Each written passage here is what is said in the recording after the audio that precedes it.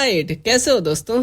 क्या हाल चाल है तुम्हारे? आगे का पार्ट ऐड कर दिया है तो बताना कंटिन्यू करना चाहिए या नहीं। ये कहानी है एक ऐसे नल्ले बेरोजगार इंजीनियर की जो एक नोबेल प्रिंस के बॉडी में रीबॉर्न होता है, एक ऐसे बोरिंग और डेंजरस बॉर्डर टाउन में जो बिल्कुल जंगल जैसी जगह में है। वो इस बॉडी में आते ही कहता है कि एक बूढ़ा आदमी मुझे लेने आया, लेकिन नॉक करने से पहले ही उसकी मुलाकात एक मेड से हुई जो अभी मुझे सर्व करके गई थी। वो बोलती है कि मैं सो रहा था, लेकिन उसकी आंखों में कुछ और ही था। वो नर्वस और जालसाज लग रही थी, जैसे कुछ छुपा रही हो। बूढ़ा आदमी अंदर आता है और मुझे बेहोश पड़ा हुआ देखता है। जमीन पर वाइन का प्याला गिरा हुआ होता है। उसे अभी नहीं पता होता, लेकिन उसी मोमेंट में ओरिजिनल प्रिंस मर चुका होता है और तभी मैं इसी बॉडी में कॉन्शियस फील करता हूँ। मैं उठकर कंफ्यूज हो जाता हूँ, समझने की कोशिश करता हूँ कि क्या चल रहा है। बूढ़ा आदमी तुरंत मुझे चलने को बोलता है क्योंकि बाहर एक विच को एग्जीक्यूट करना है और वो ऑर्डर मुझे ही देना है। बाहर भीड़ पागल हो रही होती है। एक यंग लड़की पर पत्थर फेंके जा रहे होते हैं और सब चिल्ला रहे होते हैं कि विच विच है ये। और ऊपर बालकनी में नोबल्स बैठे होते हैं वाइन पीते हुए, जैसे कोई वीआईपी शो देख रहे हो। तब मुझे रियलाइज होता है कि मैं एक प्रिंस बन चुका हूँ। मैं काम एक्ट करता हूँ, रूम में घूमता हूँ और फ्लोर पर वो जहरीला पॉइजन वाइन देख करके मुझे समझ आ जाता है कि किसी ने ओरिजिनल प्रिंस का खेल खत्म कर दिया है। जब मैं बाहर आता हूँ तो मैं शॉक्ड हो जाता हूँ। सब लोग मुझसे विच को हैंग करने का ऑर्डर मांग रहे होते हैं। बीच भीड़ में मेरी नजर उस मेड पर पड़ती है जो चौंक कर मुझे देख रही होती है, क्योंकि प्रिंस अभी भी जिंदा है, यानी मैं जिंदा हूँ। मैं विच को देखता हूँ, वो बस एक यंग लड़की है। ये सब कुछ अब मुझे पागल कर रहा था। मैं चिल्लाना चाह रहा था, लेकिन एक प्रिंस बन करके एक्ट कर रहा हूँ। मैं इस चीज को डिले करने का ऑर्डर देता हूँ, पर रॉयल नाइट तुरंत मना कर देता है। कहता है कि ऐसा नहीं हो सकता। एक बार विच आइडेंटिफाई हो जाए तो उसे तुरंत मारना ही पड़ता है, वरना और विचेस आ जाएंगी। तब मैं कहता हूँ कि और विचेस आना बुरी बात क्यों है? सब एक साथ आएंगी तो हम सबको एक साथ पकड़ लेंगे। नाइट फ्रीज हो जाता है। उसे ऐसा लगता है कि ये बहुत ब्रेवरी डिसीजन है और ट्रायल पोस्टपोन हो जाता है। बाद में मैं कैरेज में वापस आ रहा होता हूँ और बिना जाने कि मैं उसी मेड के पास बैठा होता हूँ जिसने मुझे जहर दिया था,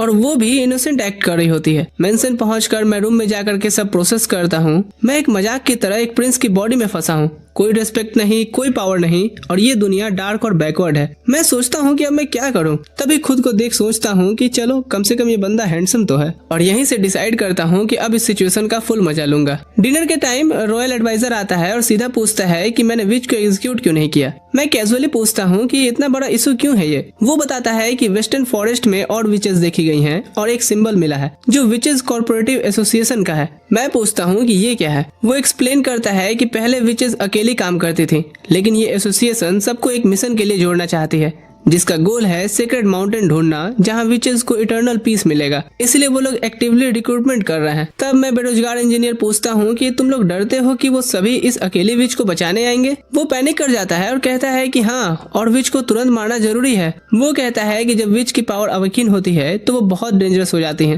पावर, ये सब सुनते ही मेरी इंटरेस्ट बढ़ जाती है। वो बताता है कि रिसेंटली एक माइन कोलैप्स हुआ था और इस विच ने अपनी पावर यूज करके एक आदमी को जला दिया, जैसे कैंडल पिघलती है। ये सुनकर मैं डिसाइड करता हूँ कि मुझे उस विच को खुद देखना है। बूढ़ा आदमी ये सुनकर के शॉक्ड हो जाता है। मैं पूछता हूँ कि लटकने की जगह उसे जलाया क्यों नहीं जा रहा, तो एडवाइजर कहता है क्योंकि वो आग से नहीं डरती। मॉडर्न वर्ल्ड में आने की वजह से अब मुझे ये सब फैंटेसी नॉनसेंस लगती है, लेकिन फिर भी मैं डंजन की तरफ चल देता हूँ। नाइट मुझे रोकने की कोशिश करता है, कहता है कि वो मेरी सेफ्टी गारंटी नहीं कर सकता। प्रिंस कहता है कि अगर तुम बुराई का सामना नहीं करोगे तो उसे हराओगे कैसे? तो नाइट कहता है कि इंसान की लिमिट्स होती हैं, लापरवाही हिम्मत की निशानी नहीं होती। तब प्रिंस कहता है कि यानी तुम ये कहना चाहते हो कि हम सिर्फ कमजोरों को पनिश करें और स्ट्रॉन्ग को इग्नोर करें? जिस पर वो नाइट सॉरी बोलता है और हम सब आगे बढ़ते हैं। जब प्रिंस विच के सेल तक पहुंचता है तो पूरी तरह से स्टंड हो जाता है, क्योंकि वो लड़की इतनी ज्यादा खूबसूरत जो थी। उसकी डीप ब्लू आईज जिनमें बिल्कुल भी नफरत नहीं दिख रही थी, सिर्फ एक स्ट्रॉन्ग बिलीव दिख रहा था। चेंज में होने के बाद भी नाइट्स तुरंत डिफेंसिव मोड में आ जाता है। तब प्रिंस वहाँ पे अपना इंट्रो देता है और उसका नाम पूछता है। वो हल्के से आवाज में कहती है, एना। प्रिंस उससे पूछता है कि सब सच बताओ कि वहाँ क्या हुआ था। एना थोड़ी हेजिटेट करके टूट चुकी होती है, लेकिन वो बताना शुरू करती है। वो कहती है कि जब माइन कोलैप्स हुआ था तो उसके फादर का पैर फंस गया था। वो उन्हें बचाने के लिए भागी, लेकिन एक और माइनर ने सिचुएशन का फायदा उठाया और मेरे फादर की सारी सेविंग्स चुरा ली। सारी जिंदगी की मेहनत एक सेकंड में चली गई। वो इतना इंजर्ड होने के बाद भी लड़ रहे थे। जब मैं वहाँ पहुंची तो मैंने देखा वो चोर मेरे फादर के नहीं छोड़ने पर कुल्हाड़ी उठा करके उनके सर पे मारने वाला था,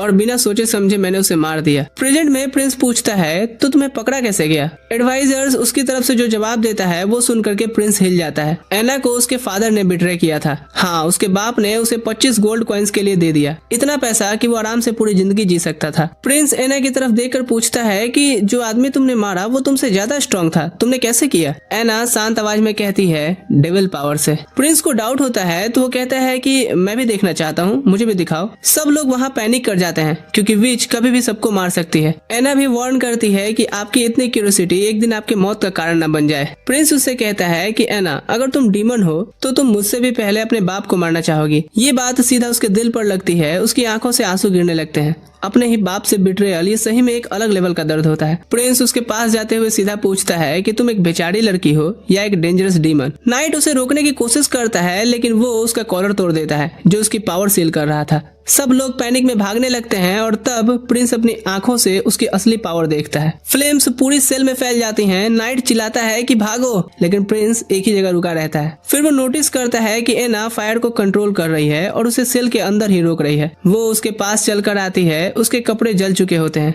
फिर वो फायर को बुझा देती है, धीरे से शांत आवाज में कहती है, माय लॉर्ड, अब आपकी क्यूरियोसिटी सेटिस्फाई हुई। एना कहती है कि अब आप मुझे एग्जीक्यूट कर सकते हैं, लेकिन वो अपना जैकेट उस पर डाल देता है, ये कहते हुए कि मैं तुम्हें मारूंगा नहीं बल्कि तुम्हें हायर करना चाहता हूँ। अगले दिन प्रिंस रूम में अकेला बैठा होता है और एना की पावर्स के बारे में ही सोच रहा होता है। मेरी पास्ट लाइफ में मैं इंजीनियर था और थर्मोडायनेमिक्स मुझे परफेक्टली आता है। मुझे पता है कि हीट कभी भी खुद से क्रिएट नहीं होती और एंट्रोपी हमेशा बदलती है, लेकिन एना ने इन सब रूल्स को तोड़ दिया। वो हीट क्रिएट कर रही थी, लिटरली कुछ नहीं से, जैसे कि लॉ ऑफ थर्मोडायनेमिक्स उसके लिए एग्जिस्ट ही नहीं करती। उसका दिमाग हिल जाता है। विचेस की पावर इंसेन भी है और इंसेनली यूजफुल भी। तभी बारोफ रूम में आता है। प्रिंस सीधा पूछता है कि काम हो गया। बारोफ कहता है कि हाँ, विच को दोपहर में लटका दिया गया है और फेस कवर था ताकि किसी को पता न चले कि वो कौन था। प्रिंस सेटिस्फाइड हो जाता है और फिर उससे कहता है कि पूरी सिटी का डाटा लाओ, ट्रेड, टैक्सेस, एक्सपेंसेस और लास्ट पिछले 10 साल का रिकॉर्ड, साथ ही प्रोडक्शन सेक्टर का भी डिटेल, टेक्सटाइल, स्टील, सिरेमिक, सब। बारोफ शॉक्ड हो जाता है क्योंकि पहले वाला प्रिंस बिल्कुल यूजलेस था। वो पूछता है कि इतनी इन्फॉर्मेशन क्यों चाहिए आपको। प्रिंस सिंपली कहता है कि जो बोला है वो ले आओ। वो मान जाता है और कहता है कि आप फाइनली अपनी टाउन को लेकर सीरियस हो गए। फिर वो मैप के पास जाता है और पूरी सिचुएशन एनालाइज करता है। तिमोथी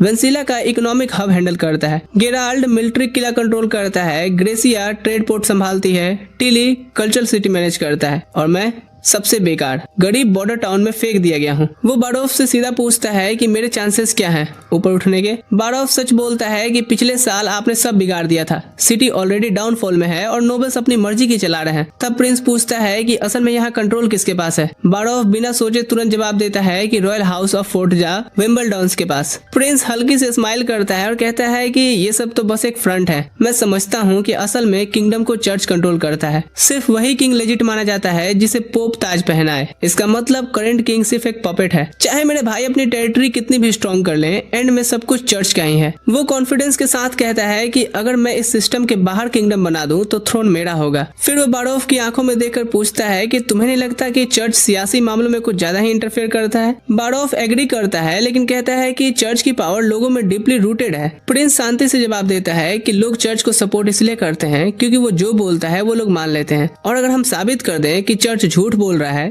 तो लोग उनका सपोर्ट करना बंद कर देंगे। और तुम्हें पता है कि सबसे बड़ा प्रूफ क्या होगा? ये दिखाना कि विचेस बुरी नहीं होती हैं। यहाँ बारोफ समझ जाता है कि यही असल रीजन था एना को बचाने का। प्रिंस उससे सीधा कहता है कि अगर मैं जीत गया तो तुम असिस्टेंट से बढ़ करके मेरा राइट हैंड बन सकते हो। उस दिन के बाद से बारोफ ने कभी मेरे डिसीजंस पर सवाल नहीं उठाए। नाइट उससे चिंता में कहता है कि अगर नोबल्स को पता चल गया कि हम विच को छुपा रहे हैं तो प्रॉब्लम होगी, लेकिन बारोफ उस बात को इग्नोर कर देता है। उधर एना गार्डन में अकेली होती है, अपनी सोच में डूबी हुई। उसने प्रिंस के साथ इक्वल कॉन्ट्रैक्ट साइन किया होता है और बारोफ बताता है कि उसे 1 गोल्ड कॉइन पर मंथ मिलेगा। एना शॉक्ड हो जाती है क्योंकि इतना पैसा उसके फादर साल भर में भी नहीं कमा पाते थे। वो दरअसल समझ नहीं पा रही थी कि मैं उससे चाहता क्या हूँ। उसके लिए विच होना मतलब दुष्ट, शैतानी और कर्स्ड होना है। तभी प्रिंस वहाँ आता है, उसे रियलिटी में खींचता है। वो उसे सॉरी बोलता है, कहते हुए कि इतना सब होने के बाद तो उसे रेस्ट मिलना चाहिए था। एना पूछती है कि आपने मुझे बचाया क्यों और ये कॉन्ट्रैक्ट किस लिए है। प्रिंस उससे कहता है कि आओ चलते हुए बात करते हैं। चलते वक्त एना फिर से कहती है कि उसने किसी को मारा है, उसे पनिशमेंट मिलनी चाहिए, उसे मर जाना चाहिए। प्रिंस शांति से कहता है कि तुमने वो सेल्फ डिफेंस में किया, लेकिन एना नहीं मानती, कहती है कि मैं बुरी हूँ और ये पाप कभी नहीं मिट सकता। तब प्रिंस उसे एक फूल तोड़ करके देता है, पर जैसे ही वो कहता है कि ये फूल जहरीला है, एना तुरंत उसे गिरा देती है। वो मुस्कुराते हुए कहता है कि ये बस झूठ था, ये जहरीला नहीं है, फूल भी सेम है, सिर्फ तुम्हारी सोच बदली। विचेस की पावर के साथ भी ऐसा ही है, ना वो अच्छी है ना बुरी, बस वो है। सब सिर्फ लोगों की सोच है और सोच बदली जा सकती है। एना रो पड़ती है, कहती है कि पावर्स खतरनाक होती हैं, एक हल्की सी मिसअंडरस्टैंडिंग और वो सबको हर्ट कर सकती है। प्रिंस उसे फोर्स नहीं करता, बस कहता है कि अगर तुम मरना चाहती हो तो मैं नहीं रोकूंगा, लेकिन मरने से क्या सब ठीक हो जाएगा? तुम्हारे फादर तक विचेस से नफरत करते हैं, क्या ये तुम्हें सही लगता है? तुम्हारी जिंदगी वापस नहीं आएगी। फिर वो उसे सबसे बड़ा ऑप्शन देता है कि मेरे साथ एक नई दुनिया बनाने में मदद करो जहाँ विचेस फ्री हो। एना फ्रीज हो जाती है, वो हल्के से कहती है कि मैं भी किसी को हर्ट नहीं करना चाहती, मैं बस जीना चाहती हूँ, पढ़ना, कुछ सीखना, शायद खुलकर गाना, एक नॉर्मल लाइफ। वो पूछती है कि क्या वो ये जो सब सपने दिखा रहा है एक दिन सच में आएगा? वो हाथ बढ़ाते हुए कहता है कि हाँ, लेकिन साथ में काम करना पड़ेगा। उस दिन तक वो मुझे नहीं जानती थी, पर मेरे हाथ बढ़ाने को जानती थी। प्रिंस वहाँ उसे कहता है कि अपनी पावर्स को ट्रेन करे ताकि पूरा कंट्रोल आ जाए। उस रात हम देखते हैं एक फीमेल मिस्टीरियस एसेसियन ने विचेस को मैसेज भेजा है इस प्रिंस के नए बिहेवियर के बारे में। अगले दिन वो डॉक्यूमेंट्स चेक करता हुआ समझ जाता है कि ये बॉर्डर सिटी एक माइनिंग टाउन है जो नोबल्स की करप्शन में दब चुका है, और सबसे बड़ी प्रॉब्लम यहाँ खेती ही नहीं होती। वो बारोफ से पूछता है कि तो फूड का क्या सीन है। वो बताता है कि जो और प्रोड्यूस होता है उसे लॉन्ग सॉन्ग किले के साथ ट्रेड किया जाता है। बेसिकली ये सिटी उनकी प्रॉपर्टी जैसी ट्रीट होती है और वो बस उतना ही फूड देते हैं कि वर्कर्स जिंदा रह सकें। पहले वाला रूलर जो यहाँ का था बोरिस, ब्लाइंडली उनकी बात मानता था और सारा और उन्हें दे देता था, बस थोड़े से फूड के बदले। प्रिंस बोरिस के बारे में कहता है कि मैंने कभी उस पर ट्रस्ट नहीं किया, मुझे पता था कि उसकी टेरिटरी लेने के बाद मैं उसका डायरेक्ट दुश्मन बन गया हूँ। बारोफ कंफर्म करता है कि बोरिस और बाकी नोबल्स के पर्सनली इंटरेस्ट लॉन्ग किले से जुड़े हुए हैं, उन्हें और प्रोडक्शन की कोई परवाह नहीं होती और जो फूड भेजते हैं वो बस लोगों को जिंदा रखने के लिए इनफ होता है। प्रिंस तुरंत डिसाइड करता है कि ये सब अब खत्म करना होगा। आज से लॉन्ग सॉन्ग किले के साथ सारी ट्रेड बंद। वो प्लान बताता है कि हम अपना और विलो सिटी को बेचेंगे और फूड डायरेक्ट उनसे ही खरीदेंगे। बारोफ चिंता करता हुआ कहता है कि विलो सिटी इतना ज्यादा और हैंडल नहीं कर पाएगा। प्रिंस कामली कहता है अगर प्राइस हाफ कर दे तो इतना प्रॉफिट देख करके तो कोई मना नहीं करेगा ना। बारोफ अब फ्यूचर को देख करके चिंता करता है क्योंकि हम अपना स्टॉक खत्म कर देंगे। तब मैं यहाँ अपना लॉन्ग टर्म विजन बताता हूँ। जब रिसोर्सेज बिल्ड हो जाएंगे तब एक्सपेंड करेंगे। ये सिटी रिवर के सोर्स पर है जो पूरे किंगडम से होकर गुजरती है। अगर हम शिप्स बना लेते हैं तो पूरे किंगडम में ट्रेड कर सकते हैं। रूबी वुड रिवर हमारा सिल्क रोड बन जाएगा। बारोफ कंफ्यूज हो जाता है, कहता है पर हम सिल्क तो बनाते ही नहीं। प्रिंस हंसते हुए कहता है कि भाई ये बस एक कहावत है। तब बारोफ बड़ी प्रॉब्लम बताता है, अगर हमने ये किया तो लॉन्ग सॉन्ग किला विंटर में लोगों को शेल्टर नहीं देगा। प्रिंस पूछता है कि विंटर में किले की जरूरत आखिर क्यों पड़ती है। बारोफ एक्सप्लेन करता है कि विंटर में मॉन्स्टर्स निकल आते हैं, ड्रैगन स्पाइन माउंटेन से नर्क के दरवाजे खुलते हैं और जानवर तब करप्ट होकर के डिमोनिक बीस्ट बन जाते हैं। वो ग्रुप्स में अटैक करते हैं और सब कुछ डिस्ट्रॉय कर देते हैं। और क्योंकि सिटी के पास वॉल्स नहीं है तो हर साल लोग लॉन्ग सॉन्ग किले में जाकर के छुपते हैं। ये सुन करके अब मुझे समझ आ जाता है कि जब तक इन मॉन्स्टर्स का सोल्यूशन नहीं ढूंढ लेता तब तक मैं यहाँ कुछ नहीं बिल्ड कर सकता। वो फिर पेट्रोल कैप्टन और एक हंटर को बुलाता है जो पहले बीस्ट से लड़ चुके हैं। एक कैप्टन बोलने की कोशिश करता है लेकिन वो उसके सामने घबरा जाता है और कुछ बोल ही नहीं पाता। दूसरा कैप्टन आगे आता है और बताता है कि ऑटम के एंड पर हम फॉरेस्ट मॉनिटर करते हैं, जैसे ही बीस्ट का साइन मिलता है हम सिग्नल फायर जलाते हैं और रूबी वुड रिवर के थ्रू सब लोग लॉन्ग सॉन्ग किले में भाग जाते हैं। प्रिंस पूछता है कि रिवर के दूसरी तरफ अटैक होता है क्या। वो कहता है कि नहीं, रिवर डीप है और करेंटली स्ट्रॉन्ग है और हिस्ट्री में कभी किसी बीस्ट ने इसे क्रॉस नहीं किया। तब प्रिंस पूछता है कि ये डिमोनिक पीरियड कितना होता है। वो कहता है कि 2-3 महीने, जब तक आसमान साफ और बर्फ हट नहीं जाती। लेकिन पिछले साल ये 4 महीने तक चला था और बहुत लोग तो भूख से मर गए थे। प्रिंस पूछता है कि किले के अंदर होते हुए भी लोग भूख से कैसे मरे। वो बताता है कि फूड ओर के हिसाब से मिलता है, 3 महीने तक राशन तो चल जाती है लेकिन चौथे मंथ में और खत्म हो जाता है और क्योंकि वापस सिटी जाकर के माइनिंग नहीं कर सकते तो लोग किले के अंदर ही भूख से तड़प कर मर जाते हैं। यहाँ तक अब मुझे क्लियर हो गया था कि लॉन्ग सॉन्ग किला लॉन्ग टर्म ऑप्शन है ही नहीं। फिर वो हंटर आगे आता है और कहता है कि उसने 2 बीस्ट मारे हैं, एक म्यूटेंट बियर और एक म्यूटेंट वुल्फ। वो एक्सप्लेन करता है कि ये बस करप्टेड एनिमल्स होते हैं और जितना स्ट्रॉन्ग एनिमल होता है उतना ही डेंजरस बीस्ट बन जाता है। वुल्फ और फास्ट हो जाता है,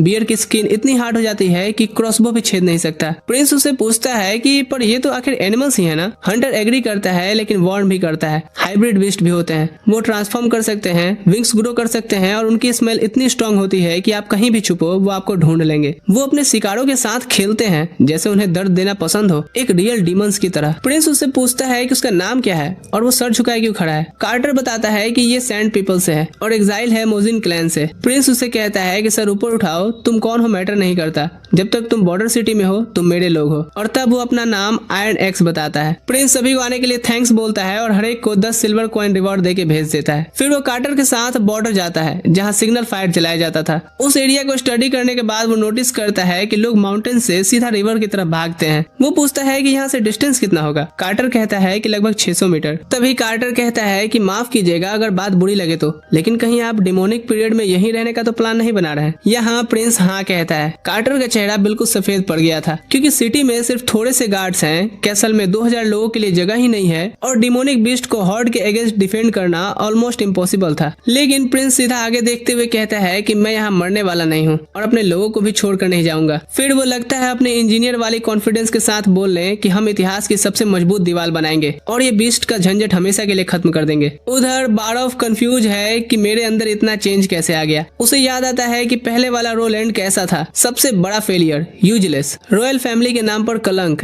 ऐसा बंदा जिसे अपने भाई भी इग्नोर करते थे, एक ऑकवर्ड और अनइम्पोर्टेंट पर्सन जिसे कोई भी सीरियसली नहीं लेता था। और बारॉफ ने प्रिंस के अंदर काम करना इसलिए स्टार्ट किया था क्योंकि किंग ने प्रॉमिस किया था कि उसे फाइनेंस मिनिस्टर बनाया जाएगा। लेकिन अब बारॉफ को मेरा ये बदलाव देख करके सोच में पड़ गया है कि गुरु आखिर इस बंदे के साथ आखिर हुआ क्या है, क्योंकि एना को बचाने के बाद से मैं पूरा बदल जो गया हूँ। एक रात में ही मैं स्मार्ट, स्ट्रेटेजिक और इंटेलिजेंट बन गया। मैं ऐसे कॉन्सेप्ट बोल रहा हूँ जो बारॉफ ने कभी सुने भी नहीं थे, जैसे सिल्क रोड और भी सारी चीजें। मैं चर्च को एनिमी मान रहा था और लॉन्ग टर्म की प्लानिंग कर रहा था। मेरे पास फ्यूचर का फुल प्रूफ प्लान था। बारॉफ को मानना पड़ता है कि मेरी विजन ऑलमोस्ट परफेक्ट है, लेकिन प्रॉब्लम ये है कि अगर हम डिमोनिक पीरियड सरवाइव नहीं कर पाए तो ये सब यूजलेस हो जाएगा और विंटर सिर्फ 3 महीने दूर है और मैं 600 मीटर वॉल बनाने की बात कर रहा हूँ। बारॉफ के लिए ये कम्प्लीटली इम्पॉसिबल लगता है। फिर भी अंदर कहीं न कहीं उसे लगता है कि शायद मैं जो कह रहा हूँ वो कर भी सकता हूँ। उधर कार्टर वर्कर्स को मैनेज कर रहा होता है। लाइमस्टोन लाओ, क्ले लाओ, सबको क्रश करो, मिक्स करो, और एना अपनी फायर मैजिक से मेल्ट कर रही थी। फिर उसे कहता है कि इसमें जिप्सम मिलाओ और उसे पाउडर बनाओ। कार्टर कंफ्यूज हो जाता है और पूछता है कि प्रिंस ये क्या है और ये सब हम क्यों कर रहे हैं। वो मुस्कुरा करके कहता है कि ये एक नई विद्या है। थोड़ी देर में वो मिस्टीरियस पाउडर रेडी हो जाता है। वो एना से कहता है कि मिस एना,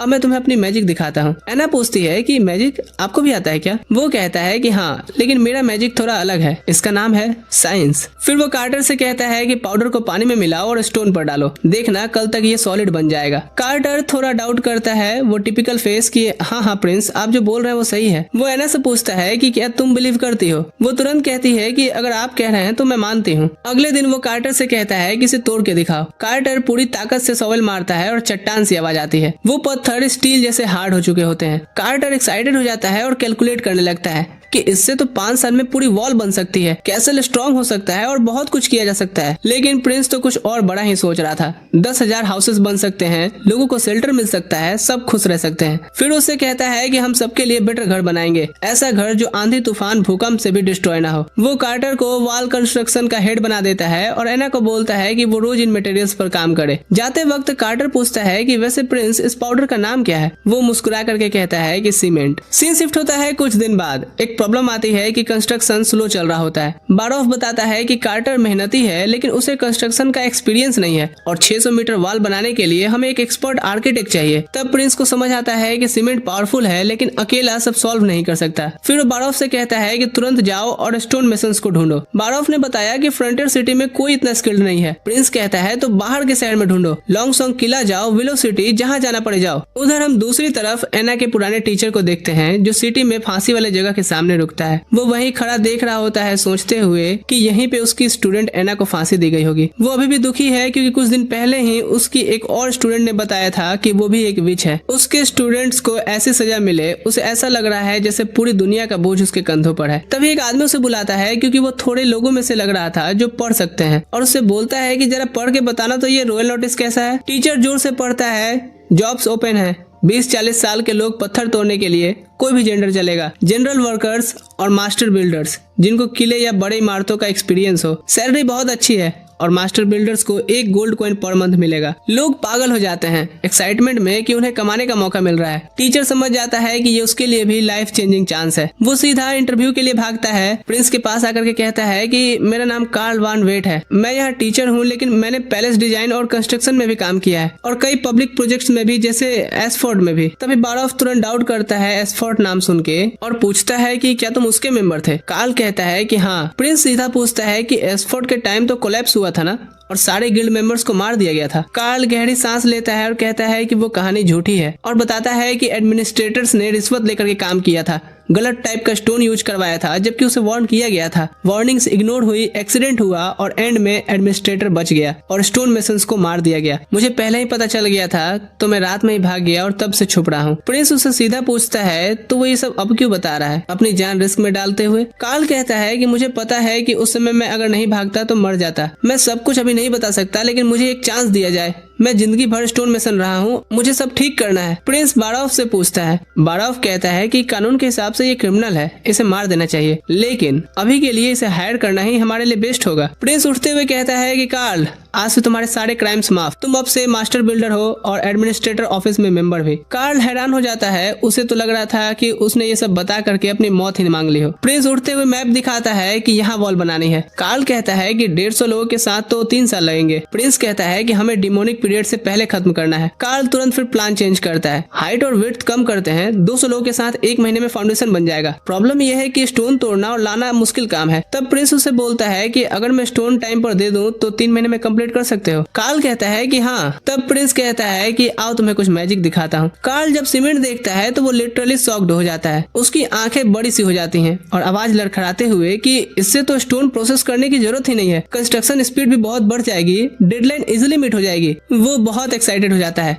लेकिन जाने से पहले कार्ल एक सीक्रेट बताना चाहता था। तभी एना नीचे आती है। कार्ल उसे देख करके फ्रीज हो जाता है। ये तो मर चुकी थी ना। एना बताती है कि ये मेरे टीचर हैं। कार्ल इमोशनल हो जाता है कि मैं तुम्हें सपनों में देख रहा था, मैं टूट गया था, तुम्हें जिंदा देख करके रिलीफ हो रहा है। वो घुटनों पर बैठ करके प्रिंस से थैंक्स करता है एना को बचाने के लिए। वो कहता है कि मैं विचेस को बुरा नहीं मानता, मैं चर्च की तरह उन्हें हंट नहीं करूंगा। तब कार्ल बोलता है कि सिटी में एक और विच है। प्रिंस हल्का सा स्माइल लेता है तो कार्ल कहता है कि एक छोटी लड़की है जिसका नाम नेना है, उसे अभी पता चला है कि वो विच है। फिर कार्ल गलत समझ लेता है और बोलने लगता है कि कितनी लकी है ना कि वो आपके हरेम में आ रही है, और नेना वो भी बड़ी होके एक खूबसूरत लड़की। बारॉफ जोर जोर से हंसने लगता है। तब प्रिंस एक गहरी सांस लेते हुए कहता है कि कार्ल तुम सब गलत समझ रहे हो, मैंने एना को इसलिए बचाया क्योंकि मुझे इसकी मदद चाहिए थी, उसी की वजह से मैं ये सीमेंट बना पा रहा हूँ। कार्ल का चेहरा लाल हो जाता है शर्म के मारे। फिर वो उसे अलग ले जाकर के बात करता है। चलते वक्त बारॉफ धीरे से वार्न करता है कि नेना एक नोबेल की बेटी है, अगर नोबेल्स को पता चल गया कि वो विच है तो सिचुएशन बहुत बिगड़ सकती है। प्रिंस कार्ल से कहता है कि तुम उसे उसके रेगुलर लेसन के टाइम पर मेरे पास ले आओ, और बारॉफ को बोलता है कि उसे चुपचाप अंडरग्राउंड किचन में ले आना बिना किसी को पता चले। थोड़ी देर बाद नेना आ जाती है।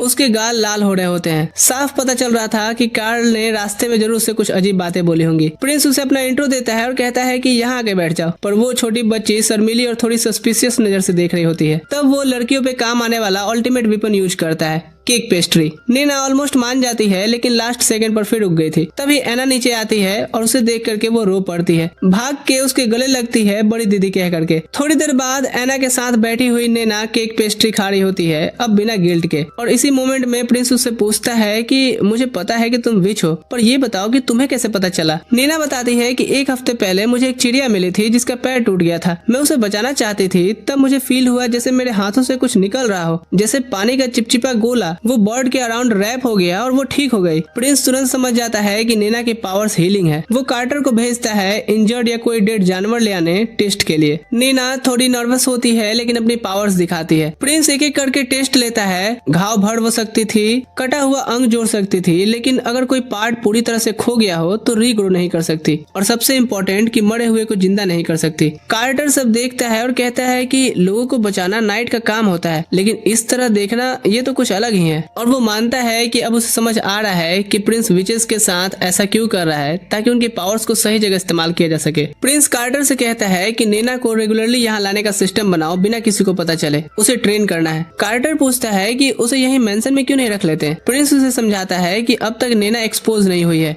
और वो नोबल फैमिली से भी है। अगर अभी उसे ओपनली यहाँ रखा जाएगा तो नोबल्स के साथ कॉन्फ्लिक्ट शुरू हो जाएगा और हम अभी इस पे ध्यान नहीं देना चाहते। फिर वो रूम की तरफ देखते हुए कहता है कि सिर्फ डिमोनिक बीस्ट ही प्रॉब्लम नहीं है, हमारे और भी एनिमीज हैं और वो हमारे बहुत पास ही रहते हैं। दूर कहीं एक नाइट प्रिंस की बहन गार्सिया को सारी लेटेस्ट न्यूज दे रहा था। वो बताता है कि वेलेंगरा फ्लीट एक सक्सेसफुल रेड से वापस आ गया है। उन्होंने मर्चेंट शिप के कॉन्वे को इंटरप्ट किया और लूट बहुत ज्यादा थी, इतनी कि एक पूरी पल्टन को आर्म किया जा सके। गार्सिया को ये सुनकर के अच्छा लगा और पूछती है कि रेड को लीड करने वाले कैप्टन का क्या नाम है। नाइट बताता है कि उसका नाम ड्रेक है। उसी वक्त गार्सिया अपनी अथॉरिटीज यूज करके ड्रेक को यहाँ की नाइट बना देती है और साथ ही उसे पूरी वेलेंगरा फ्लीट का कमांड दे दिया और साथ में रेड का सारा लूट भी। नाइट गार्सिया का कमांड मान लेता है और बोलता है कि ड्रेक और उसके लोग आपकी इस दानशीलता के लिए बहुत ग्रेटफुल होंगे। फिर एक शॉकिंग खबर देता है कि प्रिंस रोलैंड पर हुआ असैसिनेशन अटेम्प्ट बुरी तरह फेल हो गया है। दवा वाइन में मिक्स की गई थी और प्रिंस ने उन्हें पिया भी था, लेकिन वो सिर्फ कुछ सेकंड के लिए सो गया और फिर बिल्कुल ठीक ठाक उठ गया। लेकिन गार्सिया तो प्रैक्टिकल रहती है, बोलती है कि फेलियर मतलब फेलियर होता है और वो कोई एक्सक्यूज नहीं सुनना चाहती। वो वार्निंग देती है कि मैं उस असैसिन को एक और चांस दूंगी और फिर नाइट से कहती है कि उसकी बहन की कुछ चीजें उसके पास भेजो ताकि वो जल्दी काम खत्म करे। उसके बाद वो नाइट को जाने को कहती है, साथ में ये ऑर्डर देती है कि मास्टर एल्केमिस्ट जो एनबिस है उसको फांसी पे लटका दिया जाए,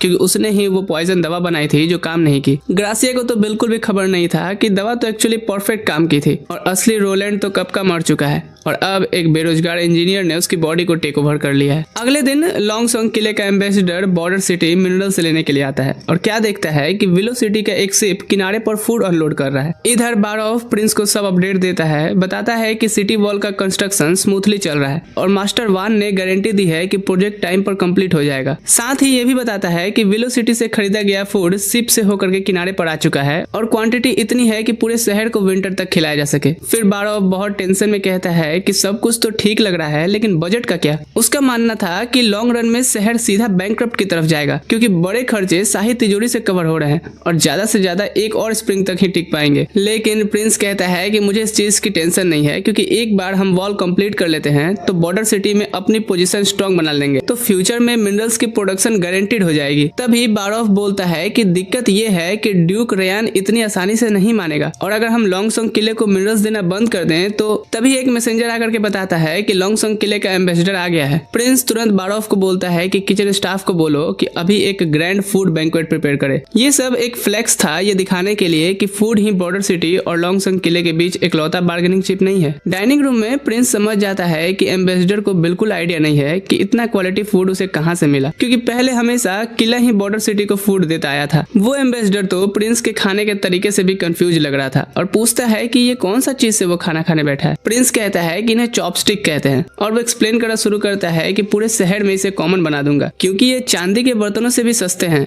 लकड़ी के बने होते हैं और हाइजेनिक भी हैं। प्रिंस थोड़ा मौका देख करके टॉन्ट भी मारता है कि अब चूंकि बॉर्डर सिटी में अच्छा खाना नहीं है और हमें जो है वही से काम चलाना होगा। एम्बेसडर कंफ्यूज रह जाता है, लेकिन फिर भी थैंक्स बोलता है। फिर प्रिंस असली बात बताता है कि ये सब खाना तुम्हारे वेलकम करने के लिए है, क्योंकि ये सारे इंग्रेडिएंट्स आज ही विलो सिटी से आए हैं। ये सुनते ही वो शॉक्ड हो गया, क्योंकि हिस्ट्री में पहली बार बॉर्डर सिटी विलो सिटी के साथ ट्रेड कर रहा है। बाद में डिनर के बाद वो मेन बात पर आते हैं। एम्बेसडर कहता है कि आपके मिनरल्स डिलीवर करने का डेडलाइन ऑलरेडी निकल चुका है और लॉन्गसोंग किला अपना फूड तैयार कर लिया है जो वो भेजने वाले हैं। प्रिंस लैंडस्लाइड को कारण बताता है जो माइंस में हुआ था और कहता है कि इस वजह से प्रोडक्शन कुछ टाइम के लिए बंद हो गया है और अभी रिसेंटली ही वापस से शुरू हुआ है। प्रिंस कहता है कि अभी मेरे पास सिर्फ 2 मंथ्स का ही प्रोडक्शन स्टॉक है। एम्बेसडर पूछता है तो वो अभी के लिए वही 2 महीने का सप्लाई क्यों नहीं दे देता। तब प्रिंस सीधा बोलता है कि 2 महीने का मेरा किले को मिनरल सप्लाई देना बदले में उतना फूड गारंटी नहीं करेगा जो मैं अपने लोगों को पूरी सर्दियां खिला पाऊं, और जो 2 साल पहले बॉर्डर सिटी में बहुत लोग भूख से मर गए थे फूड शॉर्टेज की वजह से,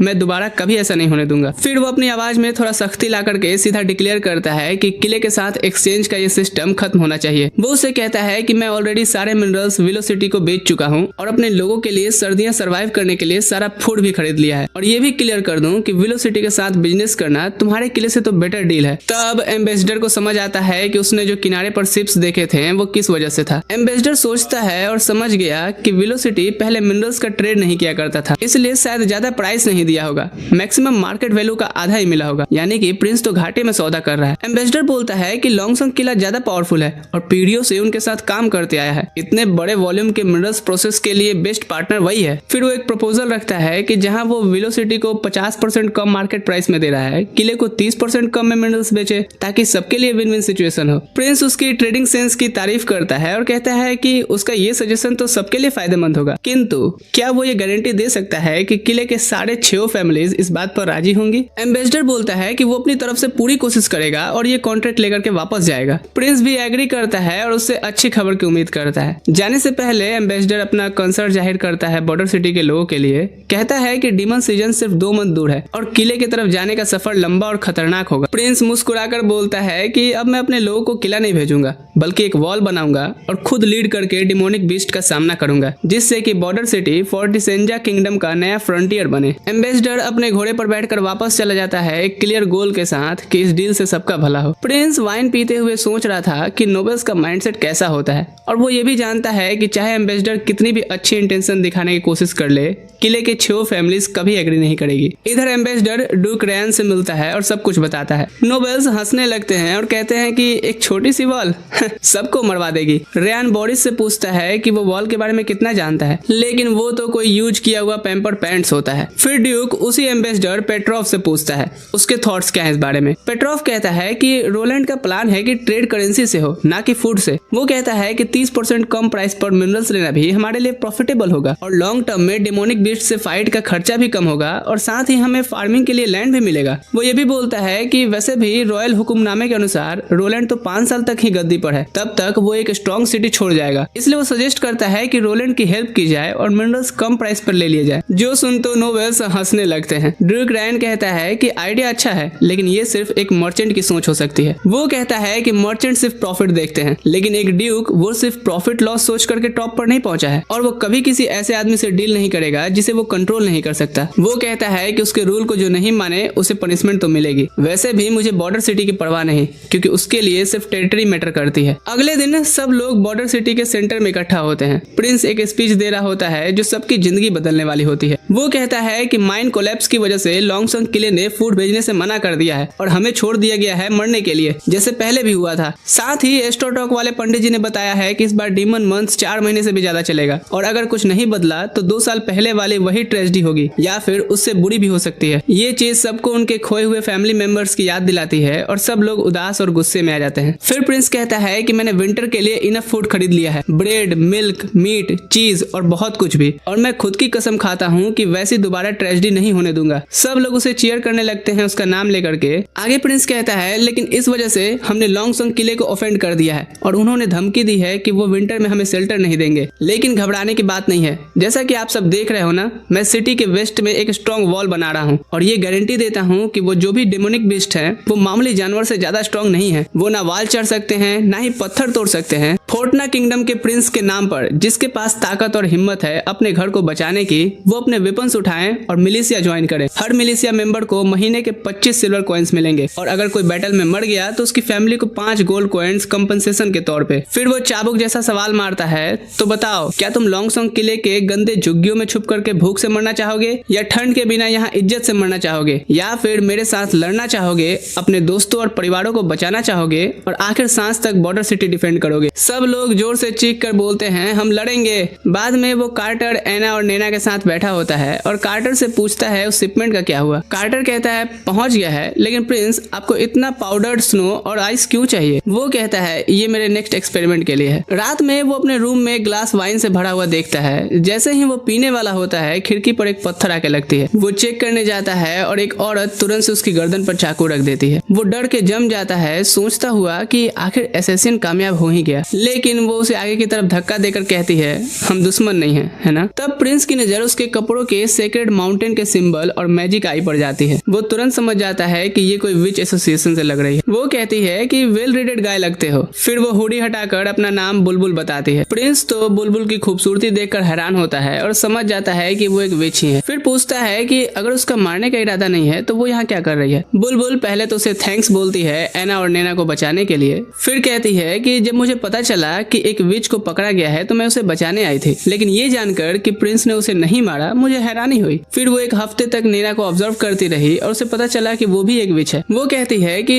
देखो, ये तो मुझे नहीं समझ आता कि तुम विचेस को मॉन्स्टर क्यों नहीं मानते, लेकिन फिर भी विच कॉर्पोरेशन की तरफ से मैं तुम्हारा शुक्रिया अदा करती हूँ। फिर वो उसके बेड पर बैठ जाती है और कैजुअली बोलती है कि आओ बैठ के बात करते हैं। प्रिंस तो डरा हुआ था लेकिन फिर भी बैठ जाता है, क्योंकि अगर वो उसे मारना चाहती तो पहले ही मार देती। फिर वो एक राहत की सांस लेते हुए पूछता है तो वो क्या चाहती है। बुलबुल उसके चेहरे को सहलाते हुए कहती है कि लोगों की आंखों में विचेस के लिए डर होता है, लेकिन तुम्हारी आंखों में तो मुझे क्यूरियोसिटी नजर आती है। वो कहती है कि पूरे वीक मैंने तुम्हें इनविजिबल होकर के ऑब्जर्व किया है और लगभग सब कुछ देखा। हाँ, वो बेड पे जाने से पहले का तुम्हारा एक्सरसाइज भी। प्रिंस पूछता है तो अब क्यों सामने आई है। बुलबुल कहती है कि तुम्हारी चेंबर मेड ने उस वाइन में पॉइजन मिलाया था जिसे तुम पीने जा रहे थे। ये जानकर प्रिंस को शॉक्ड लगता है कि मेरे ही आदमी मुझे मारना चाहते हैं। बुलबुल कहती है कि तुम्हारा ये घर तुम्हारे लिए उतना भी सेफ नहीं है जितना तुम समझते हो। वो उसका थैंक्स करता है, लेकिन बुलबुल कहती है कोई ना, तुमने एना की जान बचाई, मैंने तुम्हारी, हिसाब बराबर। वो उठ कहती है कि मैं एना और नैना को ले जा रही हूँ। प्रिंस कहता है क्या, क्यों, कहाँ। वो कहती है जहाँ विचेस एसोसिएशन है और समझाती है कि वहाँ ही विचेस शांति से और खुल के रह सकती हैं बिना भेदभाव के। प्रिंस कहता है कि बॉर्डर सिटी में भी उन्हें कोई प्रॉब्लम नहीं होगी, ये मैं वादा करता हूँ। तभी बुलबुल कहती है कि एक चीज है जो वो नहीं कर सकता, वो उन्हें सेक्रेट माउंटेन तक गाइड नहीं कर सकता और वही उनका असली सेफ प्लेस है। प्रिंस पूछता है कि क्या वो नॉर्थ के माउंटेन्स की बात कर रही है, जिस पर वो कुछ नहीं बोलती। प्रिंस कहता है कि मैं उन्हें ऐसे नहीं जाने दे सकता, क्योंकि डीमन मंथ सिर्फ 2 महीने दूर है। माउंटेन स्नो से भर जाएगा और डिमोनिक बीस्ट वहाँ भरे होंगे और मैं एना और नैना को वहां जाने नहीं दे सकता। वो सजेस्ट करता है कि बुलबुल और विचेस पूरा विंटर सिटी में ही रुक जाएं और बाद में सेक्रेट माउंटेन ढूंढने जाएं। बुलबुल समझ जाती है कि पूरी विचेस एसोसिएशन को सिटी में लाने की बात कर रहा है। आइडिया बुरा नहीं था, लेकिन वो मना करती है। कहती है कि भले ही वो विचेस से नहीं डरता हो, लेकिन लोग डरते हैं और अगर चर्च को पता चल गया तो वो अटैक करेंगे। फिर वो पूछती है कि आखिर तुम इतना बड़ा रिस्क क्यों ले रहे हो जब उन्हें आसानी से जाने दे सकते हो। प्रिंस कहता है क्योंकि वो मेरे लिए इंपॉर्टेंट है। बुलबुल समझ जाती है, लेकिन पूछती है क्या वो अपनी और इस बॉर्डर सिटी के लिए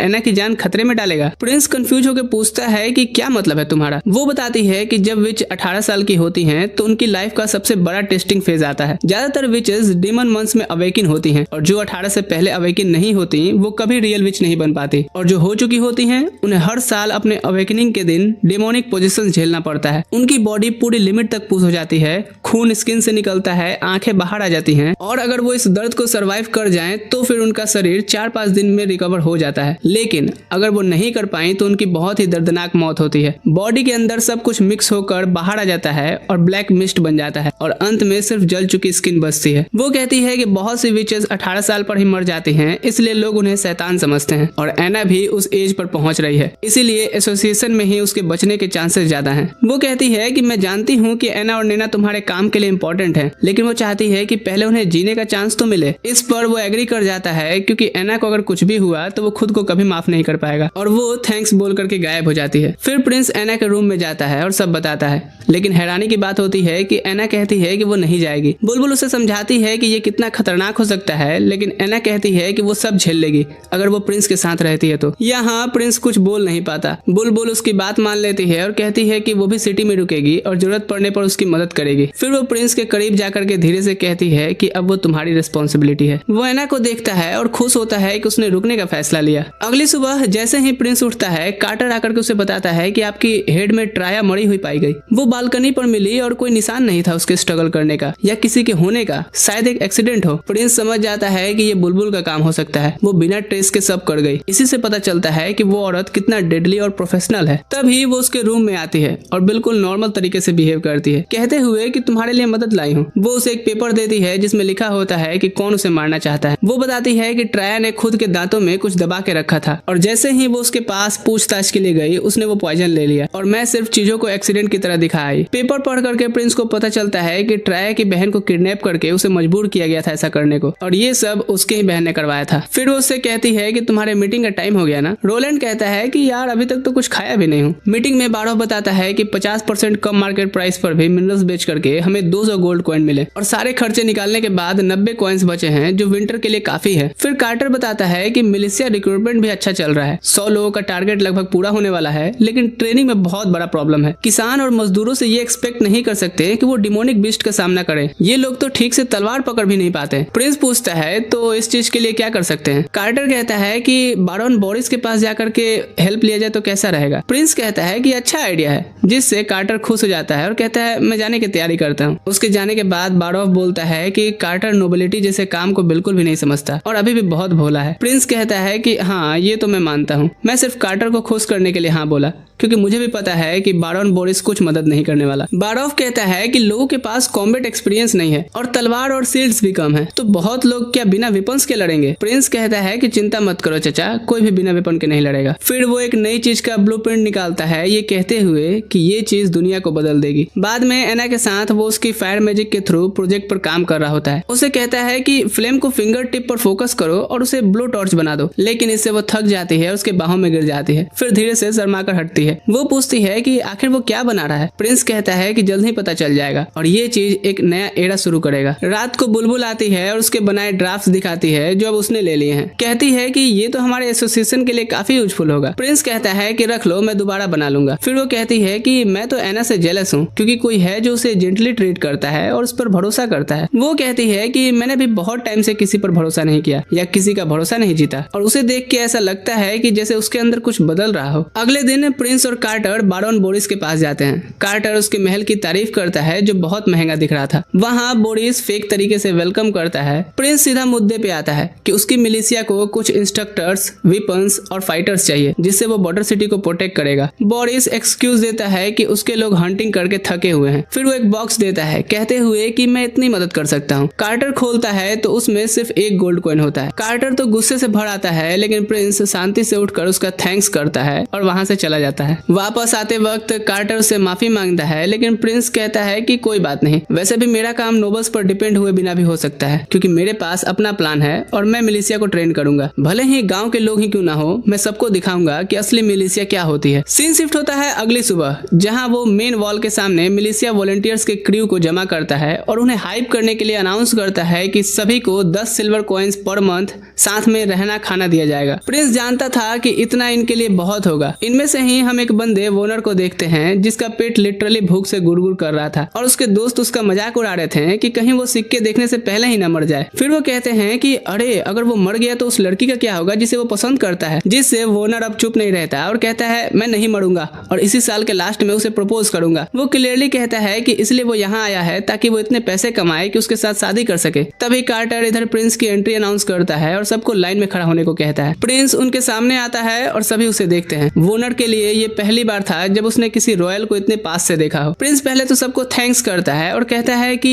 वो ये ना समझें कि वो सिर्फ कमाने के लिए यहाँ आए हैं, वो यहाँ अपनी जमीन बचाने के लिए हैं और अब वो सभी मिलिशिया के मेंबर्स हैं। ध्यान रहे ट्रेनिंग टफ होगी, लेकिन उसका फायदा भी मिलेगा। जो पास होंगे उन्हें लंच में एक्स्ट्रा अंडा मिलेगा और अंडा यहाँ लग्जरी खाना होता है, इसलिए सब एक्साइटेड हो जाते हैं। फिर Prince best Hunter iron x को सभी से इंट्रोड्यूस करता है, जो उनका ट्रेनर होगा। कार्टर इससे खुश तो नहीं लगता, लेकिन वो इग्नोर करता है। कहता है कि जो भी अच्छा करेगा उसे रैंक भी मिलेगा, चाहे वो कहीं से भी हो। आयरन एक्स तुरंत से पहला ड्रिल स्टार्ट करता है। सबको 30 मिनट तक सीधा खड़ा रहना है बिना हिले। जो ऐसा करेगा उसे अंडा और 1 गिलास दूध दिया जाएगा। ये तो मुझे भाग मिल्खा भाग की याद दिला रहा है। सब स्टार्ट करते हैं और वोनर अपनी पूरी कोशिश करता है, कैसे भी करके वो 30 मिनट तक तो टिक ही जाता है। सब थके तो होते हैं, लेकिन साथ ही एक्साइटेड भी। आयरन एक्स कार्टर को रिपोर्ट करता है और लगता है कि दोनों अभी तक अच्छे दोस्त नहीं बने हैं। फिर प्रिंस कार्टर से अपडेट मांगता है। इधर वोनर और उसके दोस्त नर्वस होते हैं, क्योंकि उन्हें डाउट है कि प्रिंस अपने वर्ड पे खड़ा उतरेगा भी या नहीं, क्योंकि नोबल की वैसे भी कोई उतना वैल्यू नहीं करता। कार्टर तभी आकर कहता है कि सबने अच्छा किया है और सबको अंडा मिलेगा, और सब खुश हो जाते हैं। कुछ कहते हैं कि मैंने तो 1 साल से अंडा नहीं खाया। कार्टर सेकंड राउंड अनाउंस करता है कि अगर इस बार सब 30 मिनट तक और खड़े रहें तो 2 अंडे मिलेंगे, लेकिन एक ट्विस्ट है,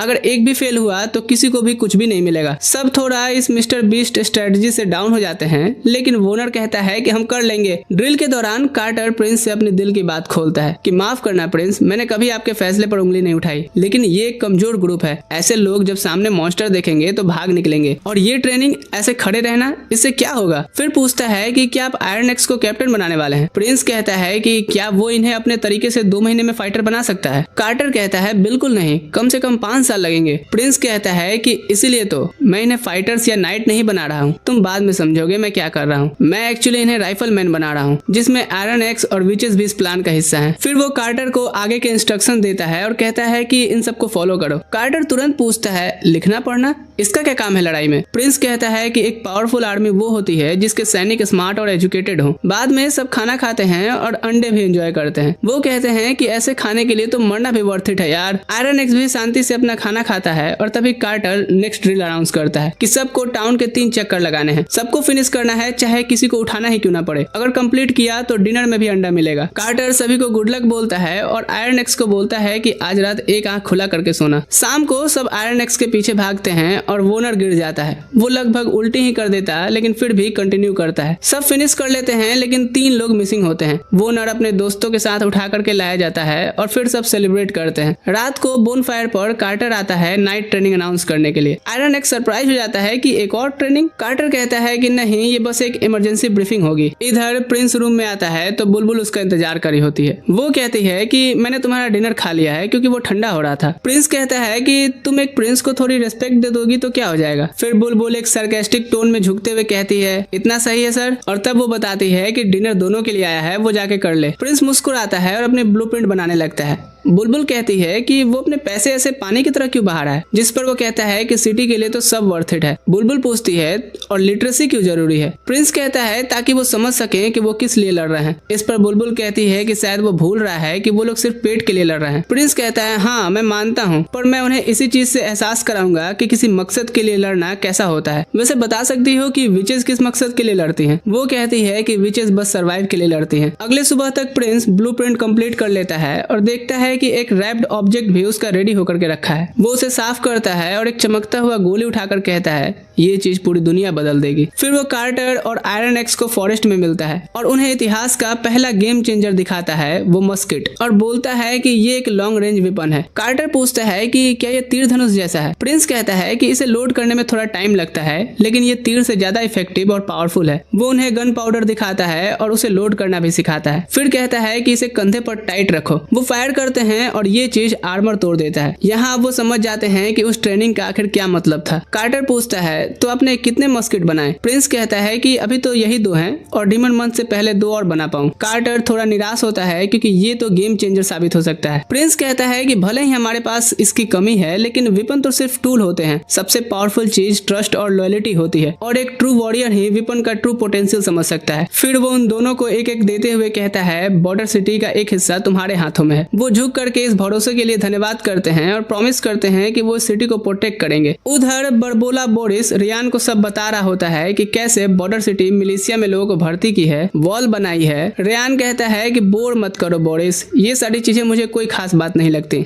इधर बॉर्डर टाउन में सूरज ढल रहा होता है और हैरान करने वाली बात पता है क्या है, प्रिंस की मजदूरों को लेकर बनाई गई मिलिशिया सच में एक असली आर्मी जैसी लगने लगी थी। आयरन एक्स उन्हें ट्रेनिंग दे रहा था। एक ग्रे हाउंड नाम का बंदा किनारे से देख कह रहा था आंखों पर यकीन नहीं हो रहा। फिर अपने दोस्त से कहता है कि एक बात तो पक्की है ब्रो, तू वहाँ जाना डिजर्व करता है। तेरी तलवारबाजी और लिखने की स्किल्स प्रिंस का दिल जीत लेगी, देखना। ब्रायन का हमेशा सपना था नाइट बनने का, और अभी प्रिंस एक ऐसा बंदा उभर कर आया है जो सही में बॉस लग रहा है। ब्रायन एक्साइटेड होके कहता है यार तू भी साथ चलना, दोनों साथ में नाइट्स बनेंगे। ग्रे हाउंड ठहरा सिंपल बंदा कहता है वैसे मुझे तो कोई टाइटल वाइटल नहीं चाहिए, पर हाँ अगर अपने घर बचाने का मौका हो वो भी तेरे साथ तो क्यों नहीं। दोनों एक साथ आगे बढ़ते हैं। तो साले इतना डायलॉग क्या मार रहा था, बिल्कुल ब्रो वाइब आ रही है ना। लेकिन इस दुनिया में एक्सपेक्टेशंस कदम कदम पे टूटेंगे। नाइट पेट्रोलिंग के टाइम ब्रायन और ग्रे हाउंड एक सेडी केबिन मीटिंग में पहुंचते हैं अपने कैप्टन के साथ। कैप्टन का चचा ड्यूक का खास बंदा था और ड्यूक रियान इस बात से चिढ़ रहा था कि प्रिंस उसके टेरिटरी में दखल दे रहा है। इन्हें काम मिला था प्रिंस को सीधा मार देने से अच्छा है सारे राशन जला दो, डीमंस मंथ शुरू होने से पहले ही। कैप्टन कहता है प्रिंस को पीछे हटना ही पड़ेगा और रिवॉर्ड होगा नाइटहुड और प्राइम जमीन। ग्रे हाउंड इस बात के लिए बिल्कुल तैयार नहीं था। क्या? खाना जलाने का मतलब पूरा शहर भूखा मरेगा 4 महीने की ठिठुरती हुई ठंडी में। कैप्टन और उसके लालची गुंडे कहते हैं आम जनता मरे या जिए क्या फर्क पड़ता है। फिर बोलता है लेकिन प्रॉब्लम है, सारा राशन प्रिंस के कैसल में बंद है, इसलिए हमने तुम्हें बुलाया है। दरअसल इन्हें एक खुफिया रास्ता पता है जो एक कुएं से होके सीधा कैसल के गार्डन में निकलता है। कैप्टन उसे बहुत बड़ा ऑफर देता है, ये काम करो और नाइट का टाइटल तुम्हारा। ग्रे हाउंड कहता है मैं अपनी सरजमी से गद्दारी नहीं करूंगा। असली नाइट्स जुल्म के खिलाफ लड़ते हैं, कमजोरों की हिफाजत करते हैं। जो छोटे लोगों की जान बेच के खुद आगे बढ़ना चाहता है वो टाइटल का हकदार नहीं होता। क्या कमाल की स्पीच है ना, पर इसकी कीमत उसकी जान जाती है। वो सबको समझा रहा था कि पीछे से कैप्टन ब्लेड घुसा देता है। ग्रे हाउंड ब्रायन के सामने खून में डूब जाता है और वो वहीं सॉग्ड में जम गया था। इससे पहले वो रिएक्ट करता, कैप्टन 2 तलवार उसकी गर्दन पे रख देता है। साथ आओ या अगला कोई स्पीच तुम दो। नाइट बनने का उनका सपना अब एक डरावनी दास्ता बयां कर गया था। ब्रायन उन्हीं गद्दारों के साथ अंधेरी सुरंग में चल पड़ता है जो अभी उसके बेस्ट फ्रेंड को मार चुके थे। ग्रेहाउंड की बातें अब उसके दिमाग में गूंज रही थीं कि भाई ने कितना भरोसा किया था मुझ पे कि तू एक लेजेंडरी नाइट बनेगा। ब्रायन सोचता है कि ग्रेहाउंड को तो कभी कोई ग्लोरी नहीं चाहिए थी, वो तो बस यहाँ उसके कंधे से कंधा मिलाकर के घर को बचाने आया था और ये उसका इनाम मिला। दोस्त का खून अभी ठंडा भी नहीं हुआ था और ब्रायन खामोशी से उसके कातिलों के साथ चल रहा था, पर एक जिंदा लाश की तरह। कैप्टन की हिट स्क्वाड उस कुएं से कैसल के अंदर निकलती है, बड़ी बड़ी अजीब मशीनरी के बारे में बात करते हुए कि अबे ये क्या चीज है। वो किचन के नीचे फूड वेयर हाउस की तरफ बढ़ते हैं, लेकिन ब्रायन के अंदर तो एक अलग ही जंग चल रही थी। कैप्टन सोचता है कि ब्रायन अब पूरा टूट गया है, यानी उनके कंट्रोल में है, पर ये उसकी गलत सोच थी किसी ऐसे इंसान के बारे में जो अपना भाई जैसा दोस्त खोया हो। ब्रायन का हर कदम अब उसके अंदर एक तूफान को जन्म दे रहा था। खाना जलाने की जगह वो उन्हें जलाने का विचार करता है। वेयर हाउस पहुँच के ब्रायन एकदम से पागलों की तरह तलवार निकालता है और गद्दारों को रोकने के लिए, साथ ही ग्रेहाउंड का बदला लेने के लिए सारे छोटे गुंडों को काट डालता है अपनी फ्रस्ट्रेशन दिखाते हुए। लेकिन तभी फाइनल बॉस की एंट्री होती है, लॉर्ड वाइपर, लॉन्गसंग किले का बेताज बदनाम नाइट, ड्यूक रियान का पालतू कुत्ता जिसे उसने काम कंप्लीट करवाने भेजा था। वाइपर अलग ही लेवल का था। वो ब्रायन को आसानी से जमीन पर पटक देता है और उसे सच बताता है कि उन्हें कभी नाइटहुड का टाइटल मिलता ही नहीं। यहाँ तक तो वो उसे बस बकरे की तरह ला रहे थे और जो आग लगने वाली है उसी में उन्हें जलना था। ब्रायन का खून अब सूखने लगता है, आंखें धुंधली होने लगती हैं। दिल ही दिल में वो ग्रेहाउंड से माफी मांगता है कि माफ करना दोस्त, न नाइट बन पाया और न ही तेरा बदला ले सका। कैप्टन उस पे आखिरी बार करने ही वाला होता है कि तभी एक आवाज गूंजती है। वाइपर मुस्कुराते हुए कहता है गलत वक्त पर गलत जगह आ गई लड़की, पर ये उसकी जिंदगी की शायद आखिरी गलती होती है। एक पल में बुलबुल सुपरनेचुरल स्पीड से गुजरती है और वाइपर का हाथ कट जाता है। उसकी एक आंखें लाल चमक रही थी। नीचे खून में पड़े बाकी गुंडों को देख कहती है नालियों से घुसे हुए चूहों, मेरे सुखाए मच्छी से अपने गंदे पंजे दूर रखो, विच इज हियर बेबी। और सबकी क्लास यहीं लग जाती है। सीन शिफ्ट होता है जहाँ ब्रायन ठंडे पसीने फील करते हुए खुद को बैंडेज में लपेटा हुआ पाता है। उसका डरावना सपना खत्म नहीं हुआ, बस वो एक खूबसूरत ड्रीम जैसा लग रहा है। सामने खुद प्रिंस उसके बिस्तर के पास खड़ा था अपने सारे भरोसेमंद लोगों के साथ। रोलैंड उसकी तारीफ करता है कि तुम बॉर्डर टाउन के असली हीरो हो, लेकिन ये प्रेस तो ब्रायन के मुंह में राख जैसी लगती है। वो फूट फूट कर रोता है, कहता है कि असली हीरो तो ग्रेहाउंड था जो अब इस दुनिया में नहीं रहा। लेकिन प्रिंस उसे एहसास कराता है कि क्यों डेस्टिनी ने उसे चुना है, उसमें काबिलियत है। और रही बात ग्रेहाउंड की, तो उसे एक सम्मान वाली फ्यूनरल मिलेगी और साथ ही पूरी जिंदगी उसकी फैमिली का ख्याल रखा जाएगा। और तुम्हारा सबसे बड़ा रिवॉर्ड, तुम्हें नाइटहुड की उपाधि मिलेगी जो तुमने अपने खून बहा करके अर्न की है। फिर प्रिंस उस रूम से निकलता है और अब इमोशनल मोमेंट को हटा पॉलिटिकल चेस खेलता है। अपराधियों को एग्जीक्यूट करने का फैसला देता है, लेकिन बारोफ उसे हार्श रियलिटी सुनाता है कि इस सिस्टम में जस्टिस को भी तौला जाता है महाराज। कैप्टन के रगों में एक बारोन का खून है और वाइपर ड्यूक भी रेयन का एक इलीट नाइट ठहरा। कानून पैसे दे करके उन्हें मौत से बचा सकती है। बारोफ सजेस्ट करता है कि अभी फैसला लेने से पहले ड्यूक का अगला कदम देखा जाए और फिर सेफ खेल लेंगे। लेकिन प्रिंस जो मॉडर्न ईरा का रीइंकार्नेटर है, ऊपर से पॉलिटिकल खेल खेलते हुए सीक्रेटली अपने लॉयल नाइट कार्टर को ऑर्डर देता है, नेना को बुलाओ और ब्रायन को जल्दी से ठीक करने बोलो। फिर वो अपना पत्ता चलने सीधा थ्रोन रूम में आता है, जहां बारोन बोरिस पहले से अपनी फर्जी दलीलें सुनाने को तैयार खड़ा था। बोलता है कि मेरे भांजे से छोटी सी गलती हो गई है, कैसल में घुस आया और थोड़ा बहुत खाना जलाने की शायद भी कोशिश किया है। होता है यार जवानी का जोश, यू नो। फिर एक चेस्ट भर के सोने के सिक्के दिखाता है, लीगल रिश्वत देना चाहता है उन मर्डर की जान बख्शने के लिए। फिर कैजुअली वाइपर का भी जिक्र करता है और ड्यूक का गार्ड पता नहीं यहाँ कैसे आ गया। फिर एक स्माइल के साथ 50 और गोल्ड कॉइन्स निकालता है। वाइपर को भी आजाद कर दो प्रिंस, रहम करो उन पे। ये वही बोरिस है जब प्रिंस से चंदा लेने गया था तो 1 गोल्ड कॉइन दिया था, इसलिए सोच रहा है कि रोलैंड ये सिक्के ले लेगा और रफा दफा कर देगा, एक पपेट की तरह। लेकिन रोलैंड तो यहाँ रियल लाइफ में केडी पाठक का फैन होता है। थोड़ी देर के लिए उसका साथ देता है, कहता है चलो मान लिया, मेरी असैसिनेशन अटेम्प्ट को उनकी पर्सनल एक्ट की तरह ट्रीट करता हूँ। ड्यूक के साथ सीधा जंग नहीं चाहिए मुझे। लेकिन तुरंत पूरी स्क्रिप्ट बदल देता है। उसका रिश्वत नहीं लेता, कहता है गद्दारों को फांसी की सजा मिलेगी और वो भी अभी के अभी। बारोन पैनिक में कहता है नोबल क्राइम्स को गॉड के नाम पर माफी दी जा सकती है, ये पता है ना तुम्हें। रोलैंड एक सेकंड नहीं सोचता और कहता है अगर इन्हें माफी देना गॉड की मर्जी है तो मैं क्यों ना इन्हें गॉड से ही मिलवा दूं। डरे और घबराए हुए बारोन को फांसी देख के जाने को बोलता है। टाउन स्क्वायर में वो पब्लिक के सामने एलीट गुंडों को फांसी पे लटका देता है और बारोन और ग्रे हाउंड को लेजेंडरी स्टेटस पर बिठा करके उन्हें हीरो बना देता है। रात को रोलैंड बालकनी पर ठंडी हवाओं का आनंद ले रहा होता है कि तभी बुलबुल परछाइयों में से निकल कर आती है। दोनों एक दूसरे को ग्रीट करके म्यूचुअल रिस्पेक्ट देते हैं। रोलैंड यहाँ प्रोफेशनली चाल चलता है, मेरी पर्सनल बॉडीगार्ड बन जाओ तो ऐसे आना जाना नहीं पड़ेगा, मंथली सैलरी मिलेगी, वीकेंड्स पे ऑफ भी दूंगा और पेड एनुअल लीव भी। बुलबुल ये सुन चौंक जाती है, ये नए लेबर राइट्स तुमने ऐड किए हैं क्या? पर सीरियसली पूछती है कि ये हिपोक्रेसी क्यों?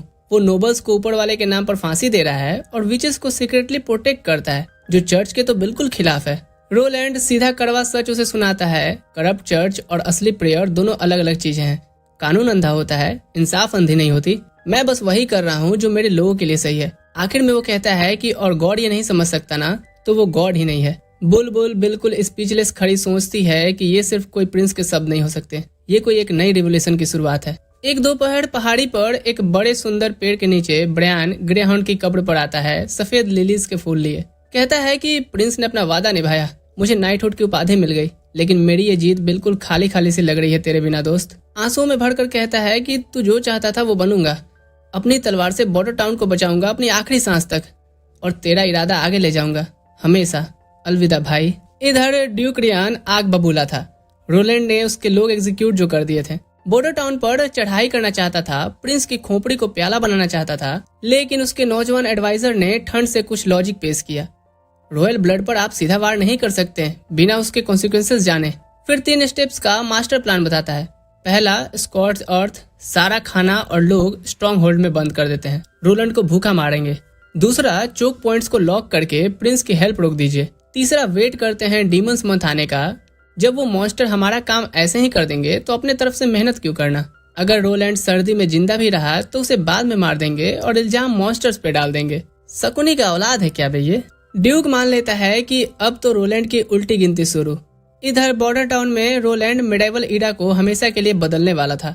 अपने सारे भरोसेमंद लोगों को बुला के एक बड़ा लोहे का कॉन्ट्रैप्शन सामने रखता है। फिर एना को सिग्नल देता है और उसने फायर मैजिक से उसको एक्टिवेट किया। पानी उबलने लगता है और गियर्स घूमने लगते हैं, भाप बनाते हैं और सब हैरान। और रोलैंड ऑफिशियली इंट्रोड्यूस करता है स्टीम इंजन को। कार्टर बड़े व्हील्स को घूमते देखता है और रियलाइज करता है कि इस मशीन की भयानक रॉ पावर के सामने एलीट नाइट्स का पूरा स्क्वाड एक मजाक है, क्योंकि कहाँ नाइट को ट्रेन करने में 15 साल और ये मशीन बनाने में सिर्फ कुछ दिन।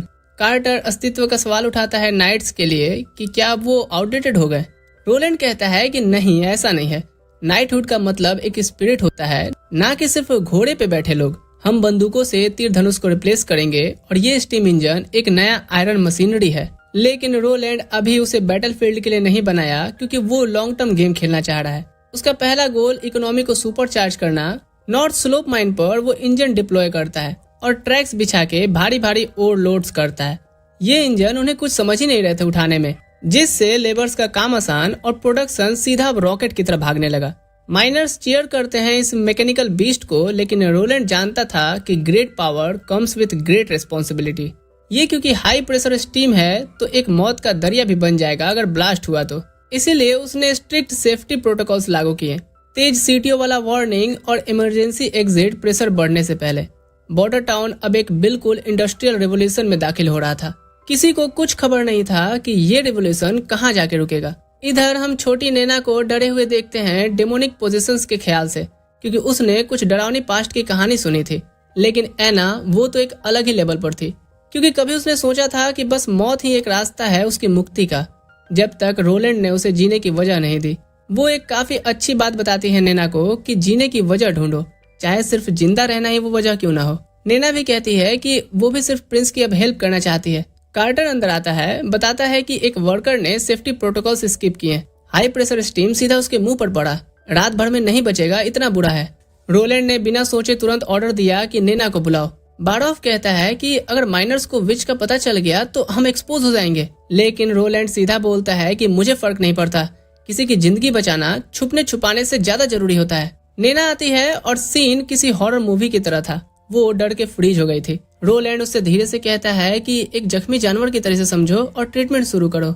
नैना अपनी मैजिक यूज करती है, एक ग्लोइंग ग्रीन एनर्जी निकलती है और जली हुई चमड़ी वापस से जुड़ गई थी, बिल्कुल चमत्कार की तरह। लेकिन जाहिल माइनर्स इससे पैनिक हो जाते हैं। डिमोनिक पावर, अरे ये तो विच है एक। रोलैंड सीधा उनकी तरफ मुड़कर कहता है, अब मेरी बात जरा ध्यान से सुनो। जो भी चर्च ने तुम्हें बताया है, सिखाया है आज तक सालों से, सब झूठ है। विचेस कोई मॉन्स्टर नहीं है, ये तो हमारे सबसे बड़े अलाइज हैं। ये हमारे साथ शहर को बचाने के लिए लड़ेंगे। कार्टर चिल्लाकर सपोर्ट में आता है कि आंखें खोल के देखो, उसने अभी एक जान बचाई है। असली विलन तो वो करप्ट नोबल्स और चर्च वाले हैं। और लोगों का पर्सपेक्टिव अब बदल जाता है इस इंसिडेंट के बाद से। लेकिन तभी बारॉफ आके बताता है कि नैना के डैड आए हैं, बारोन पी ने। बात बाहर तक चली गई है और वो जान गए हैं कि उनकी बेटी एक विच है। रोलैंड एना को कहता है नैना को अंदर ले जाने, फिर मुड़कर अपना ताज पहनता है और बाहर निकलता है बारॉफ और कार्टर के साथ कि चलो मिलते हैं। बारोन पी ने थ्रोन रूम में था, टेंशन और गुस्से में कहता है नैना को वापस दो। वो सोचता है कि प्रिंस ने उसकी बेटी को विच होने पर अरेस्ट किया है। वो हर हद पार करने वाला था अपनी बेटी सही सलामत लेने के लिए। उसने तो तलवार तक निकाल ली रॉयल ब्लड के सामने। कार्टर तुरंत आगे आता है, तलवार टकरा करके रोक लेता है और तभी बारोन ने चिल्लाकर कहा कि मुझे चर्च की परवाह नहीं, मुझे उसके विच होने की भी परवाह नहीं है, मुझे बस मेरी बेटी चाहिए, उसके लिए मैं किसी भी हद तक जा सकता हूँ। रोलैंड अब सिचुएशन समझ गया और रिवील करता है कि उसने नैना को हर्ट करने के लिए नहीं बल्कि प्रोटेक्ट करने के लिए अपने पास रखा है और साथ ही वो उसकी एबिलिटीज को ट्रेन करने पर भी काम कर रहा है। बारोन अब गहरी तमीज के साथ माफी मांगता है कि मैंने एक बड़ी गलतफहमी पे लगभग राजद्रोह ही कर दिया। उसी वक्त नैना भाग के आती है और सीधा अपने डैड की बाहों में चली जाती है। एक पल पहले डेडली टेंशन था, लेकिन अब बिल्कुल एक होलसम मोमेंट। बारोन फिर बैठ के एक फनी किस्सा सुनाता है कि नैना ने एक बार गाड़ी के पीछे आई बिल्ली को ठीक किया था और मैजिक से वो बिल्ली ओलंपिक रनर की तरह भाग गई। टूटा हुआ पैर होने के बावजूद भी उसे तब से पता था, लेकिन उसने कभी नैना को मॉन्स्टर नहीं समझा, सिर्फ अपनी प्यारी बेटी माना है। रोलैंड कहता है कि नैना को बॉर्डर टाउन में ही रहने दो, उसकी हीलिंग मैजिक डीमंस मंथ में गेम चेंजर साबित होगी। बारोन सीधा बोलता है नहीं, वो सिर्फ एक बच्ची है, छोटे जानवर ठीक करती है, मैं उसे खतरे में नहीं डालूंगा। उसका प्लान था कि वो उसे स्ट्रॉन्ग होल्ड ले जाएगा और उसकी पावर्स को हमेशा के लिए दुनिया से छुपा के रखेगा। रोलैंड थोड़ा सख्त टोन में कहता है असली खतरे सिर्फ डिमोनिक मॉन्स्टर्स नहीं है, बल्कि ड्यूक का हमला भी आने वाला है और वो ये सब ऐसे नहीं झेल सकता। तभी कार्टर दरवाजा खोलते हुए आता है, साथ में माइनर्स भी थे और वो बंदा भी जिसका चेहरा नैना ने ठीक किया था। बारोन सोचता है कि अब सबको पता चल गया, विच को हंट करने को बोलेंगे ये, लेकिन माइनर्स घुटने टेक देते हैं। वो माइनर नैना को देवी कहता है उसकी जान बचाने के लिए, बोलता है कि चर्च ने हम सबको बेवकूफ बनाया, उसकी मेहरबानियां कभी वो नहीं भूलेगा।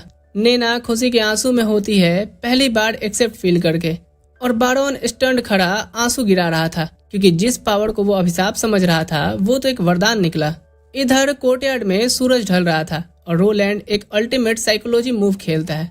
वो बारोन को ऑर्डर्स नहीं दिया बल्कि उसकी पूरी एग्जिस्टेंस को वैलिडेट किया। वो उसके गुजरे फादर का जिक्र किया जो एक लेजेंडरी नाइट थे, जो कभी एक बड़े डिमोनिक मॉन्स्टर के सामने अकेले खड़े थे खुले मैदान में।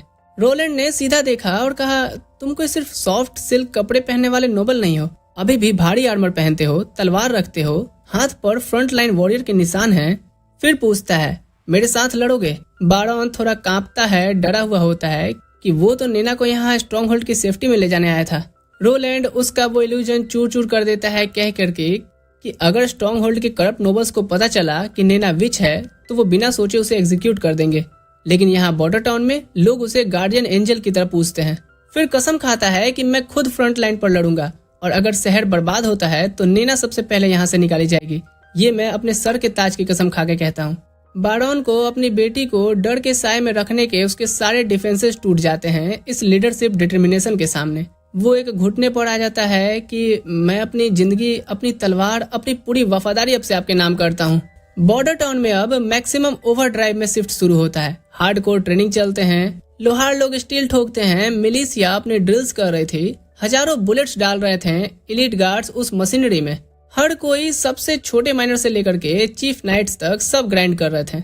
ये सिर्फ सर्दी से बचने के लिए कोई महल नहीं था, बल्कि लोहे का एक किला बना रहे थे। इधर कैसल की ठंड अंधेरी रातों में डेडली असैसिनेशन बुलबुल चुपके से एना और नैना के कमरे में आती है। वो एना को फिर से रिक्रूट करने की कोशिश करती है, वार्न करती है कि तेरी इंसेन मैजिक भी इस ब्रूटल सर्दी को नहीं झेल पाएगी। फिर वो होली माउंटेन का जिक्र करती है, एक लेजेंडरी हिडन यूटोपिया जहाँ विचेस सच में आजाद रहती हैं, आम लोगों के जुल्म से दूर। एना बिल्कुल उसकी बातें नहीं सुनती और अपना डार्क ट्रेजिक पास्ट शेयर करती है कि जब माँ आग में मरी, धुएं की घुटन वो याद है मुझे, और बाप उसने खुद मुझे 25 सिर्फ गोल्ड कॉइन में हैंग होने के लिए बेच दिया। मुझे रोलैंड ने उस जहन्नुम से निकाला है। उसकी आंखों में प्योर लॉयल्टी दिख रही थी। फिर क्लियरली बोलती है कि मुझे अब और नहीं भागना है, क्योंकि मेरा होली माउंटेन मुझे मिल गया है। वो यही है, बॉर्डर टाउन में, रोलैंड की आंखों में। ओहो भाई साहब, क्या लाइन मारी है लौंडिया ने। तभी नैना बाहर खिड़की की तरफ इशारा करती है। छोटे सफेद बर्फ के टुकड़े काले आसमान से गिर रहे थे, और ये इशारा है कि डीमंस के मंथ्स ऑफिशियली शुरू हो चुके हैं। डीमंस मंथ शुरू हो गया है। रोलैंड जैसे ही कमरे में आता है, एज यूजुअल बुलबुल उसका इंतजार कर रही थी। पूछती है कि नैना का राज इतनी जल्दी क्यों जाहिर किया तुमने। हम फ्लैशबैक देखते हैं। जब उस जख्मी माइनर को नैना की असली पहचान का पता चला तो वो हैरान रह गया, घबराने लगा कि क्या, पर विचेस तो इविल होती है ना। तुरंत से नैना के डैड कहते हैं, मेरी बेटी का किसी बुरे लोगों से कोई वास्ता नहीं है और उसने उसकी जान बचाई है, और वही ऐसा बोल रहा है। माइनर फिर उठ के नैना के सामने घुटने टेक देता है और अपनी बातों के लिए माफी मांगता है। साथ ही उसकी जान बचाने के लिए गहरे दिल से शुक्रिया भी किया। अब वापस प्रेजेंट में रोलैंड सोचता है कि उसकी विच का पहचान जाहिर करने का ये बिल्कुल सही वक्त था। हालात परफेक्ट थे। आने वाले महीनों में अगर विचेस की ताकत डीमंस के खिलाफ यूज करनी है तो उसकी पहचान छुपाना वैसे भी पॉसिबल नहीं होता। वो ये भी कहता है कि चर्च के लोग पहले ही लॉन्गसंग किले की तरफ निकल गए हैं, तो अभी कोई नहीं है जो उसके लिए परेशानी बने। बुलबुल तिरछी नजरों से पूछती है, क्या वो ये सब पहले से प्लान किया था। वो फौरन कहता है कि हाँ, और रास्ते बर्फ से बंद हैं, साथ ही समुद्री रास्ते भी उसके कंट्रोल में हैं, जिससे कि चर्च के पास कोई जरिया ही नहीं है कि पता चले बॉर्डर टाउन में दरअसल चल क्या रहा है। तो अब उसे ये 3 महीने मिल रहे हैं लोगों की सोच बदलने के लिए कि विचेस बुरी नहीं है। वो बताता है कि अब नैना सैनिकों की नजरों में कोई विलन नहीं बल्कि फरिश्ता बन गई है। वही है जिसने उन्हें ठीक किया, और ऐसे ही वो बाकी सबको भी ठीक करती रहेगी। इससे उनका मोरल बढ़ेगा। मोरल बढ़ने से नफरत कम होगी, और नफरत कम होगी तो सब खुश होंगे। बुलबुल समझ नहीं पाती कि वेट वो विचेस के लिए इतना क्यों कर रहा है। रोलैंड उसे याद दिलाता है कि उसके दिल में या उसके बॉर्डर टाउन में किसी के लिए कोई भेदभाव नहीं है। जिस तरह बाकी रहते हैं वैसे ही विचेस भी रहनी चाहिए। बुलबुल की आंखें चौड़ी हो जाती हैं। लगता है शायद कुछ कहना चाहती है। बताती है कि उसने पहले उसे पूरी सच्चाई नहीं बता पाई थी। प्रिंस हैरान होता है तो वो एक्सप्लेन करती है कि उसके एसोसिएशन की बहनें काफी अरसे से भटकती रही हैं। सब उम्मीद खो चुकी हैं। अब बस एक सेफ जगह चाहिए जहां वो खुश रह सके, चाहे वो सिर्फ एक किला ही क्यों ना हो। रोलैंड तो पहले कंफ्यूज होता है, फिर उसे समझ आता है कि वो सच्ची में सारी विचेस को बॉर्डर टाउन में लाने के लिए तैयार है। लेकिन वो फौरन होशियारी करती है कि अगर विचेस आई तो चर्च से उनकी सीधी टक्कर होगी। रोलैंड एश्योर करता है कि चर्च का हेडक्वार्टर बहुत दूर है, और वैसे भी वो इतनी बात कंफर्म करने के लिए ग्रे कैसल तक नहीं आएंगे। वो पहले से ही ऐसा सोच रहा था कि चर्च को काउंटर करने लायक अपना दबदबा बनाए और एक ऐसी दुनिया बनाए जहां विचेस आम लोगों के साथ रह सके, और ना सिर्फ उसके टाउन या ग्रे कैसल बल्कि पूरे किंगडम में ऐसा हो, विचेस को एक्सेप्ट किया जाए। इधर ग्रे कैसल की कैपिटल में घोड़े पर सवार सिपाही तबरक तबरक करते आ रहे थे।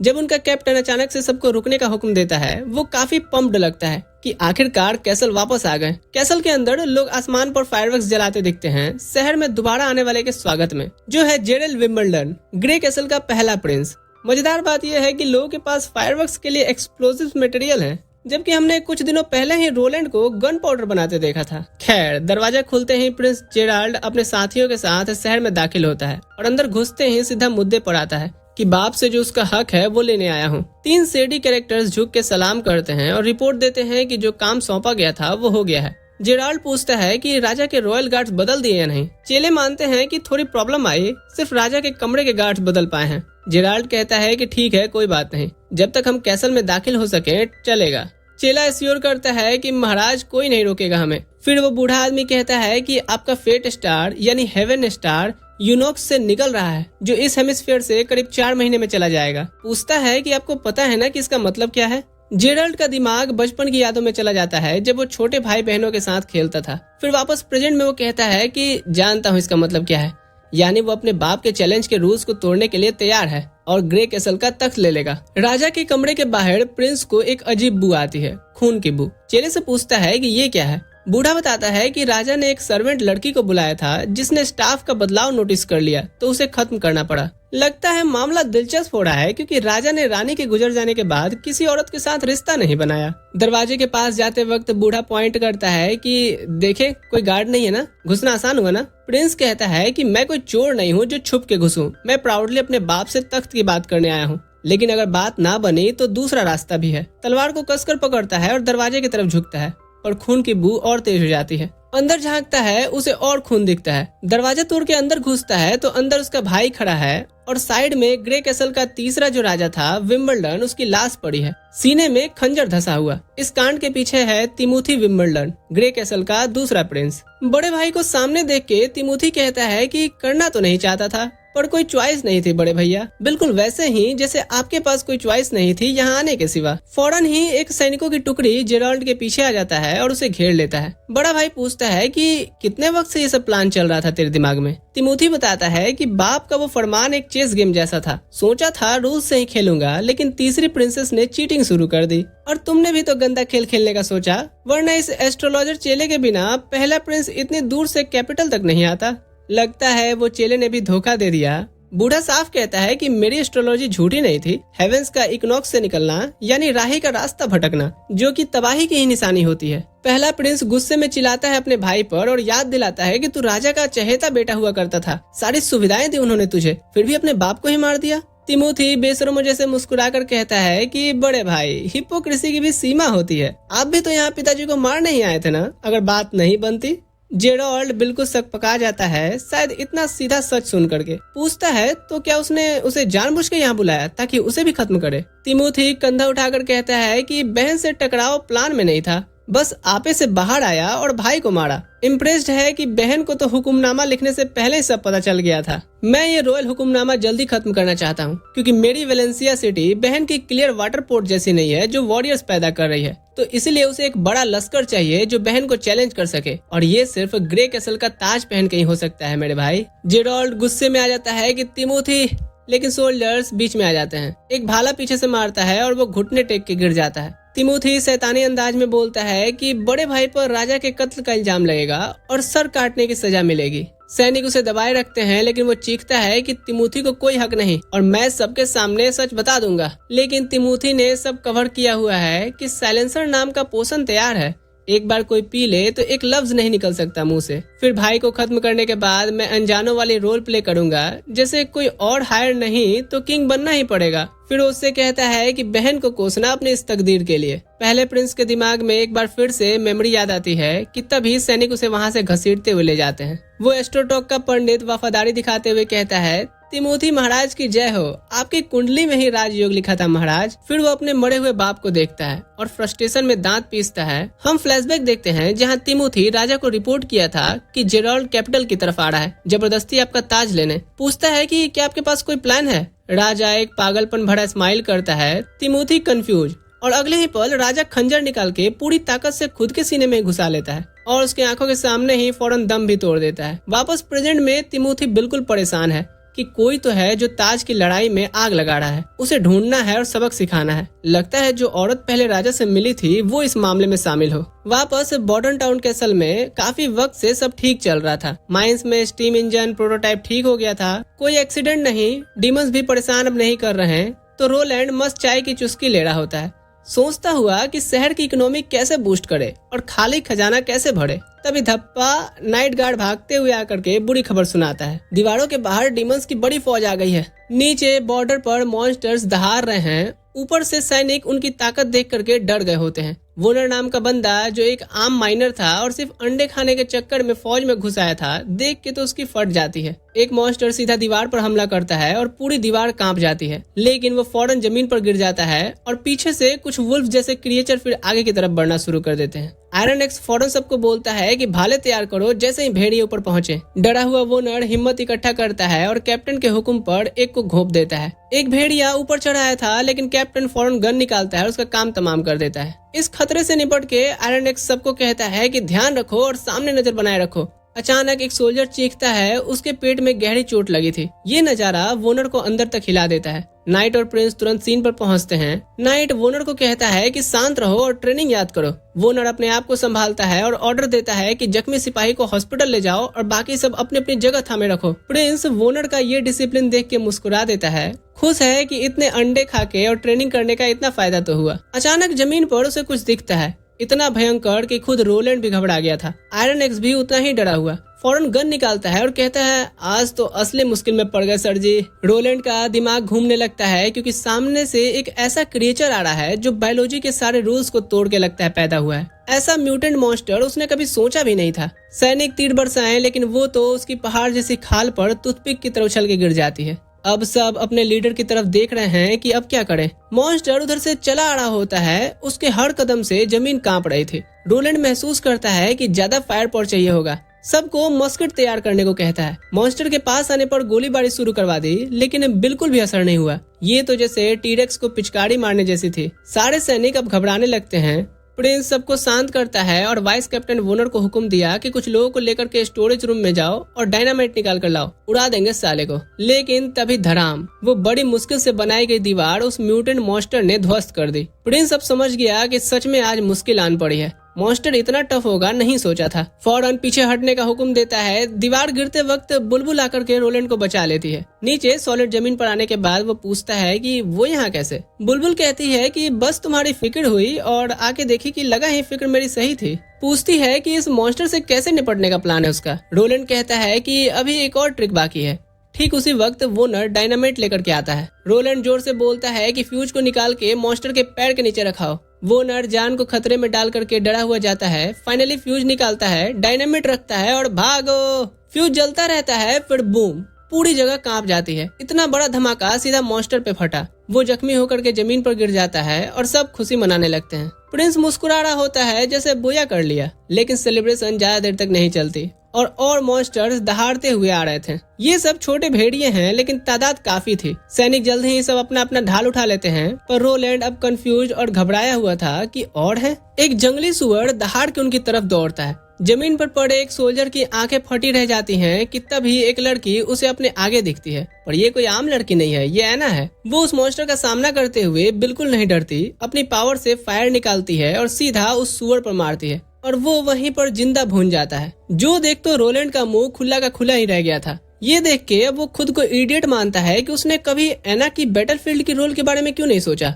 उसने सिर्फ उसे कंस्ट्रक्शन और टाउन प्रोजेक्ट का ही एक हिस्सा मान लिया और इसीलिए उसे सेफली सिग्बे में रखे रहता था। समझ नहीं आया कि वो वहाँ से निकली कैसे। तभी ब्रायन घुटने पर आता है और बताता है कि मिस एना आपकी सेफ्टी की चिंता में थी और वॉल पर आने की जिद कर रही थी। माफ कीजिएगा, मैं रोक नहीं पाया। रोलैंड ने पहले प्लान किया था कि नैना की एबिलिटीज से लोगों की सोच विचेस के बारे में बदलेगा और फिर एना को पब्लिकली ले आएगा, लेकिन लगता है कि बात पहले ही अब फैल जाएगी। फिर वो फौरन ब्रायन को ऑर्डर देता है कि एना की हिफाजत करो और बुलबुल को भी यही कहता है। इधर एना कॉन्फिडेंटली आगे बढ़ती है। सारे सैनिक प्रोटेक्टिव दायरे में घेरे रहते हैं। वो अपना हाथ उठाती है और फायरी फ्लेम से उसने दीवार की टूटी जगह पर एक आग की दीवार खड़ी कर दी थी ताकि मॉन्स्टर आगे ही न बढ़ सके। रोलैंड एना का ये कमाल ताकत देख के बिल्कुल हैरान था, लेकिन मॉन्स्टर्स आग से भी निकल आ रहे थे। उसी वक्त उसकी नजर एना से मिलती है और उसी पर वो समझ जाता है कि क्या करना है। फौरन नाइट के हाथ से गन छीन करके वो मॉन्स्टर पर गोली बरसाने लगता है। अपने प्रिंस को एक्शन में आता देख करके सब चौंक जाते हैं। फिर रोलैंड अपनी गन उठाता है और सैनिकों को ललकारता है कि अपने हथियार उठाओ और आगे बढ़ो। उसकी आवाज पूरे एटमॉस्फेयर में भर जाती है। जब वो सबको हुक्म देता है कि अपनी दीवार और अपना बॉर्डर टाउन बचाओ, भीड़ के नसों में सच में बिजली सी दौड़ जाती है। सब इन मॉन्स्टर्स को खत्म करने के लिए तैयार होते हैं। थोड़ी देर बाद आखिरी बचा भेड़िया कई तीर खा करके जमीन पर गिर जाता है और आखिरकार सारे सैनिक अपनी जीत का मजा लेते हैं। नाइट पूरी तरह झूम रहे हैं कि उन्होंने अपना इलाका बचा लिया, लेकिन तभी फिर प्रिंस को अचानक एना याद आती है। वो घबरा जाता है कि मैं कमांड देने में इतना बिजी था कि लगभग भूल ही गया उसे। साथ ही ये भी चिंता हो रही थी कि सिविलियन आर्मी को कैसे एक्सप्लेन करेगा कि एना एक विच है। हड़बड़ाते हुए वो उसे ढूंढता है और एक हैरान करने वाली बात दिखती है। सब एना को रेस्पेक्ट दे रहे थे, कोई भी उसे बूढ़ी या मॉन्स्टर नहीं समझ रहा था। प्रिंस खुद भी हैरान था कि सिविलियंस का ये अनएक्सपेक्टेड एटीट्यूड कैसे आया। उसकी आग वाली ताकत ने तो सभी को डरा दिया था, लेकिन लगता है कि शायद इससे उन्हें भरोसा और उम्मीद भी मिली है। एना जब प्रिंस के सामने आती है तो बिल्कुल थकी हुई थी। अपनी ताकत यूज करके थोड़ा ड्रामेटिक अंदाज में वो बेहोश होकर के सीधा उसके बाहों में गिर जाती है। इधर हम क्लियर वाटर पोर्ट में गार्सिया के घर का सीन देखते हैं, जहां तीसरी प्रिंसेस को खबर मिलती है कि उसके डैड चल बसे। खत में ये भी लिखा था कि भाई जेराल्ड जो पहला प्रिंस है उस पर कत्ल का इल्जाम लगा है और गार्ड्स ने उसे पकड़ लिया है। कह रहे हैं कि उसने खुद कबूल किया है और बड़े लोगों ने एग्जीक्यूशन की सजा सुना दी है। ये खबर उसे हिला देती है। थोड़ी सोच के मानती है कि उसका भाई थोड़ा येड़ा जरूर है, लेकिन इतना बेवकूफ भी नहीं कि खुद की मौत मांगे। वो समझती है कि तिमोथी ब्लेम जेराल्ड पर डाल करके लोगों को बेवकूफ बना रहा है, लेकिन ग्रे कैसल पर पूरा कंट्रोल एक रात में नहीं मिलेगा, तो वो अब अपने प्लान्स इसी अनुसार बदलेगी। नाइट अभी भी सोच रहा था कि तिमोथी ने ऐसा क्यों किया जब राजा हमेशा उसे चाहता था। तो तब प्रिंसेस एक बड़ी बात कहती है कि तिमोथी मुझसे डरता है। काली परचम देख के उसके पांव कांपते हैं। बताती है कि तिमोथी का ये काम बिल्कुल सही नहीं था। हाँ, जेराल्ड पर इल्जाम डाल करके बाप की मौत छुपाई उसने, लेकिन हमेशा सबको बेवकूफी में नहीं रख सकता। ग्रे कैसल पर कब्जा लेना एक लंबी प्रोसेस है, तो वो भी अपना प्लान बदलेगी। फैसला करती है कि कल ग्रे कैसल के लिए रवाना होगी। नाइट पूछता है कि क्या तिमोथी से सीधा टक्कर लेना है। वो कहती है कि अगर तिमोथी 5 साल हुक्मनामा नेचुरली खत्म होने का इंतजार नहीं करेगा तो वो भी नहीं करेगी। नाइट एंग्सियस लगता है, कहता है कि पूरा किंगडम तो राजा की मौत का गम मना रहा होगा। वो मजाक में पूछती है कि क्या वो चाहता है कि वो भी आंसू बहाए। नाइट जल्दी से ना कहता है और घुटने टेक के उसका हुक्म मानता है, और वो उसे ब्लैक फ्लीट के उस कैप्टन को लाने को कहती है, क्योंकि जल्द से जल्द रवाना होना है। वापस बॉर्डर टाउन में उस भयंकर मॉन्स्टर हमले के बाद से कोई और हमला नहीं हुआ। जख्मी सैनिक ठीक होके वापस ड्यूटी पर आ गए। चीफ नाइट को काम मिला है उस हाइब्रिड मॉन्स्टर की खाल से टूटी दीवार की मरम्मत करने का। इस बड़े स्केल के हमले में एना की भूमिका सबसे बड़ी रही है, लेकिन हफ्ते बीत गए हैं और वो अभी भी बेहोश है। बुलबुल कहती है कि आज उसका मैच्योरिटी डे होना चाहिए था, लेकिन डर है कि वो नींद में ही मर जाएगी। मैच्योरिटी का दर्द जागते हुए ही सहा जा सकता है। वो उदास लहजे में बताती है कि उसने बहुत सारी विचेस को ऐसे मरते देखा है। कुछ को जानवरों की तरह ट्रीट किया गया, जिंदा जलाया गया, या नोबल्स ने धीरे धीरे कुछ को टॉर्चर किया अपने मजे के लिए, और जो कुछ नसीब वाली थी वो समाज से दूर एग्जाइल में रही। होली माउंटेन का सपना अपने आंखों में लिए जो उन्हें कभी नहीं मिला। पर एना बाकी सबसे अलग है। एसोसिएशन की बहनें जैसी नहीं है। यहाँ उसका ख्याल रखा जाता है, वो वैल्यूड है और उसे इज्जत मिलती है। यानी यही तो है होली माउंटेन का असली मतलब, एक ऐसी जिंदगी जहाँ आपको जज न किया जाता हो। और एना के केस में ये तो पहले से हो चुका है। रोलैंड के दिमाग में भी एना की यादें भर जाती हैं। उसकी ताकत, उसका हौसला, पहले दिन से लेकर के वो वक्त जब उसने साथ रहने की कसम खाई थी। वो उसका हाथ मजबूती से पकड़ लेता है और कहता है कि वो उसे ऐसे नहीं जाने देगा। ठीक आधी रात पर बुलबुल नोटिस करती है कि एना की मैच्योरिटी शुरू हो गई है। उसके जिस्म के अंदर मैजिक बह रही थी। पास की मोमबत्ती एक हरे रोशनी से चमकने लगती है। रोलैंड चौंक के पूछता है कि क्या ये कोई इविल स्पिरिट है, लेकिन एना में कोई बदलाव नहीं दिखता। फिर अचानक मोमबत्ती की लौ धीमी पड़ जाती है। एक बेकरारी भरा आलम छा जाता है, खासकर छोटी नैना के लिए। तभी वो मोमबत्ती फिर से उस चौंकाने वाली हरी रोशनी के साथ जल उठती है। अचानक एना आंखें खोल लेती है, जिससे सब हैरान रह जाते हैं। रोलैंड फौरन पास दौड़ता है और पूछता है अब कैसा फील हो रहा है। थैंकफुली एना बिल्कुल ठीक लगती है। फिर वो अपना हाथ रोलैंड की तरफ बढ़ाती है। वो श्योर नहीं है कि इसका क्या मतलब है। तभी उसकी हथेली पर एक लौ जल उठती है, वही हरी फ्लेम रंग से। सब फिर से चौंक जाते हैं। रोलैंड हिम्मत इकट्ठी करके धीरे से लौ को छूने बढ़ता है और उसी वक्त सीन ऑफिस में शिफ्ट हो जाता है। वो हैरान होता है जान करके कि बुलबुल ने बॉर्डर टाउन छोड़ने का फैसला कर लिया। वो कहती है कि एना न सिर्फ जाग गई है बल्कि डीमंस के कब्जे से बच भी गई। ये तो बिल्कुल अनएक्सपेक्टेड और समझ से बाहर लग रहा है मुझे। बताती है कि एना की नई ग्रीन फ्लेम्स की ताकत अब पूरी तरह उसके कंट्रोल में लगती है। उसे जब चाहिए मैनिपुलेट कर सकती है, गर्म या ठंडा कर सकती है और 5 मीटर के दायरे में मूव भी कर सकती है।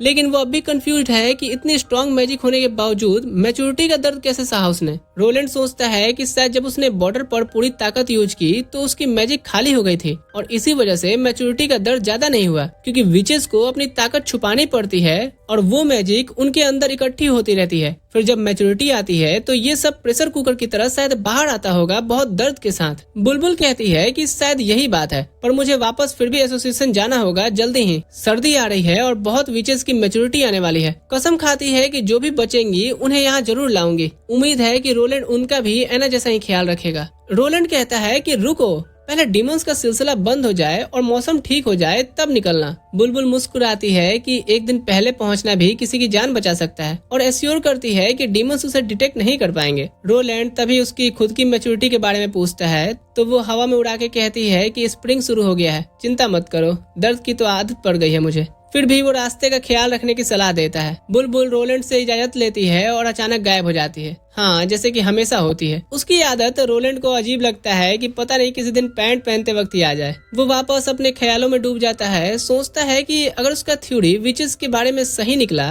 तो ये तो गेम चेंजर हो सकता है। फिर वो अपनी लंबी टू डू लिस्ट देखता है कि बहुत काम बाकी है। जैसे ही सोचने ही वाला था कि कहां से शुरू करे, उसका कंसल्टेंट तेजी से अंदर आता है। अर्जेंट खबर है, लॉन्गसंग किले से एक मैसेंजर आया है। एम्बेसडर काफी एंग्सियस लग रहा है, सोचता है कि क्या लॉन्गसंग में कुछ गड़बड़ हो गई। खत पढ़ा तो आंखें चौड़ी हो गई, राजा गुजर गए हैं। एम्बेसडर जल्दी से क्लियरफाई करता है कि वो ड्यूक रैन के ऑर्डर पर आया है। 5 साल का रॉयल हुक्मनामा चैलेंज खत्म हो गया और अब तिमोथी विम्बलडन ग्रे कैसल का नया राजा है। एम्बेसडर जाते वक्त एक बात और कहता है कि तिमोथी रोलैंड को नई टेरिटरी और नया ओहदा देना चाहता है, जो सुन रोलैंड तो बिल्कुल स्टन रह जाता है। एक पल बाद कंसल्टेंट पहले प्रिंस के हाथों राजा की मौत का गम जाहिर करता है और पूछता है कि अब क्या करें। प्रिंस कहता है कि सब कुछ बहुत सस्पिशियस लग रहा है, दोनों बहनों की हरकतें देखकर कहीं फैसला लूंगा। उस 5वीं प्रिंसेस के मोटिव के बारे में ज्यादा कुछ तो नहीं जानता, पर श्योर हूँ कि वो रिस्क नहीं लेने वाली, तो उसकी चाल पर नजर रखूंगा। ये भी जानता है कि कैपिटल अब सत्ता के इस बदलाव के साथ केओस में जाने वाली है।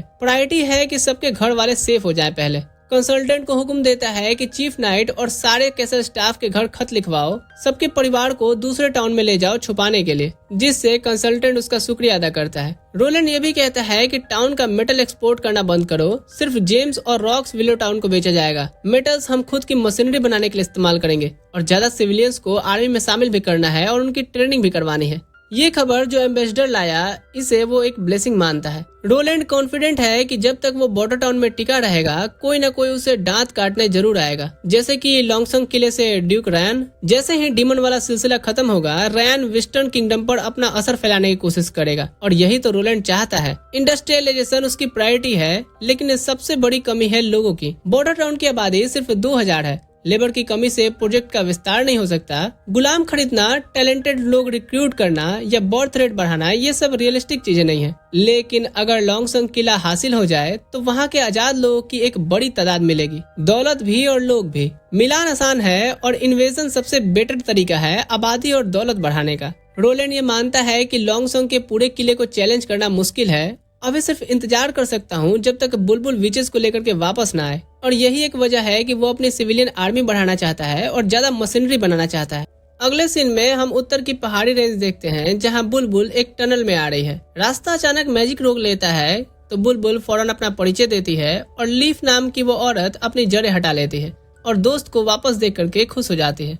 हालांकि बातें करने के बाद लीफ रिवील करती है कि 2 विचेस में से एक, आरोन और एस्ली, मैच्योरिटी तक नहीं पहुंच पाई। दोनों फिर ज्यादा उदास बातों से बचते हैं और अंदर आ जाते हैं। बुलबुल अपनी दोस्त विंडी से मिलने के लिए एक्साइटेड है। जैसे ही विंडी को आवाज मिलता है, वो घूम करके वार्मली ग्रीट करती है और प्लेफुली बुलबुल को वेरोनिका बोलती है। फिर उसे हैंडशेक करती है तो बुलबुल ब्लश कर कहती है कि वो अब वो कमजोर लड़की नहीं रह गई और वेरोनिका से ज्यादा बुलबुल कहलाना पसंद करती है। विंडी कहती है कि अपना मर्जी मत छुपाओ, वो भी तुम्हारा हिस्सा है। फिर भी बुलबुल खुश है और दोनों एक दूसरे को गले लगा लेते हैं। विंडी एना के बारे में पूछती है और क्या उसकी मैच्योरिटी में हेल्प की तुमने। बुलबुल मुस्कुराती है और कहती है कि एना को किसी की मदद की जरूरत नहीं, और जो हमें पता चला है ना, वो सारी विचेस के लिए सब कुछ बदल देगा। कुछ ही पल में बुलबुल अपनी बहनों को प्रिंस के बारे में सब बता देती है कि वो सबको बॉर्डर टाउन में बिना किसी भेदभाव के रहने देता है। विंडी पहले यकीन नहीं करती, लेकिन बुलबुल कसम खाती है कि प्रिंस ने सिर्फ कहा नहीं बल्कि एना और नैना दोनों को बचाया भी। और वो विचेस के बारे में वो बकवास भी नहीं मानता है कि ये शैतान की रिइंकार्नेशन है, ये वो दिस डैट,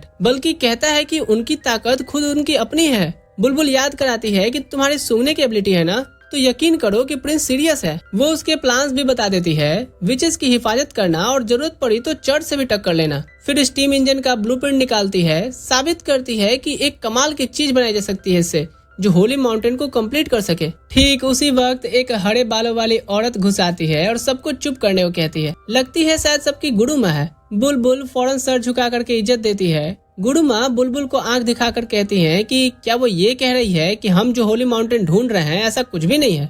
अगला सीन सीधे नए राजा तिमोथी के पास शिफ्ट होता है। एक नाइट एक डिवाइन जजमेंट स्टोन लेकर के आता है जिसे विचेस के खिलाफ एक पावरफुल वेपन माना जाता है। नाइट बताता है कि चर्च ने कंफर्म भी किया है, लेकिन तिमोथी तो गुस्से में है, विचेस को अपनी बाप की मौत का जिम्मेदार मानता है।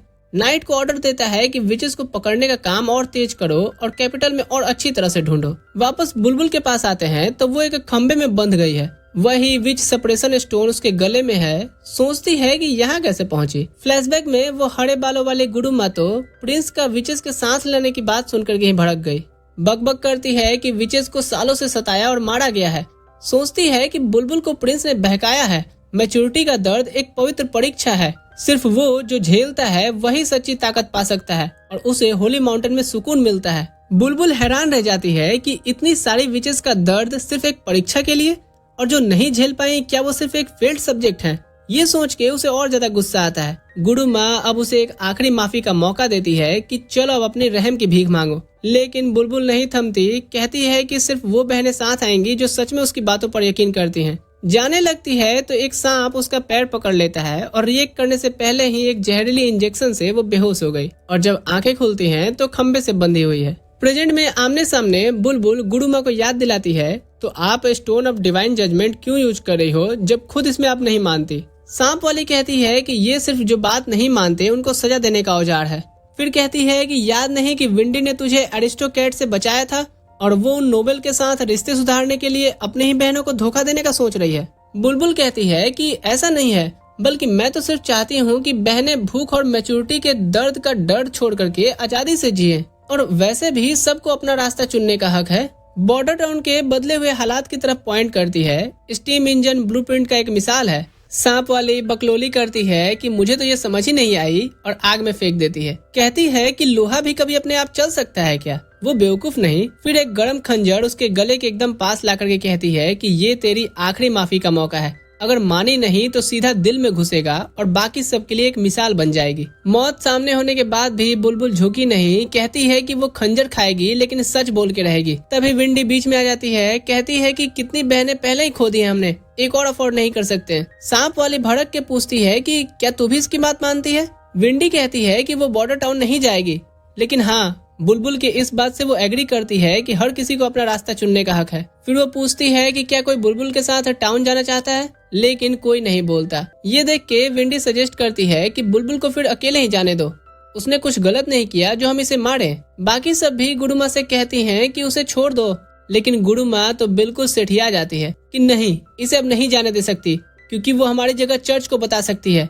खंजर उठा के मारने के लिए झपटती है, लेकिन विंडी बीच में आ जाती है। एक सिक्का उठा करके बुलबुल पर जोर से मारती है और वो पावर सप्रेसर स्टोन टूट जाता है। गुडुमा भड़क के एक सांप विंडी के हाथ पर चढ़वा देती है जो विंडी को काट लेता है, लेकिन बुलबुल अब एक्शन में आ जाती है। गुडुमा के रिएक्ट करने से पहले ही एक तलवार उसके सीने में घुस जाती है और वो दर्द से चीख करके गिर गई थी। कोई कुछ समझ पाए इससे पहले ही बुलबुल विंडी को टनल से निकाल लेती है।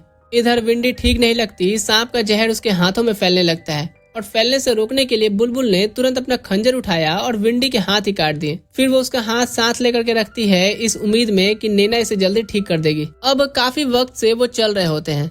वो याद करती है कि यहाँ आने में मुझे 3 दिन लगे थे और विंडी का बोझ साथ होने की वजह से हम धीरे चल रहे हैं। खून भी काफी बह गया है। वो डर रही है कि 3 दिन में तो ये बचेगी भी नहीं। लेकिन उसी वक्त एक लेडी फ्लैश आती है कि मदद चाहिए। पहली नजर में तो लड़का जैसा लगता है, लेकिन लड़की होती है। वो बुलबुल को कहती है कि घबराओ मत, उसका नाम लाइटनिंग है और वो हाल ही में विच एसोसिएशन में शामिल हुई है।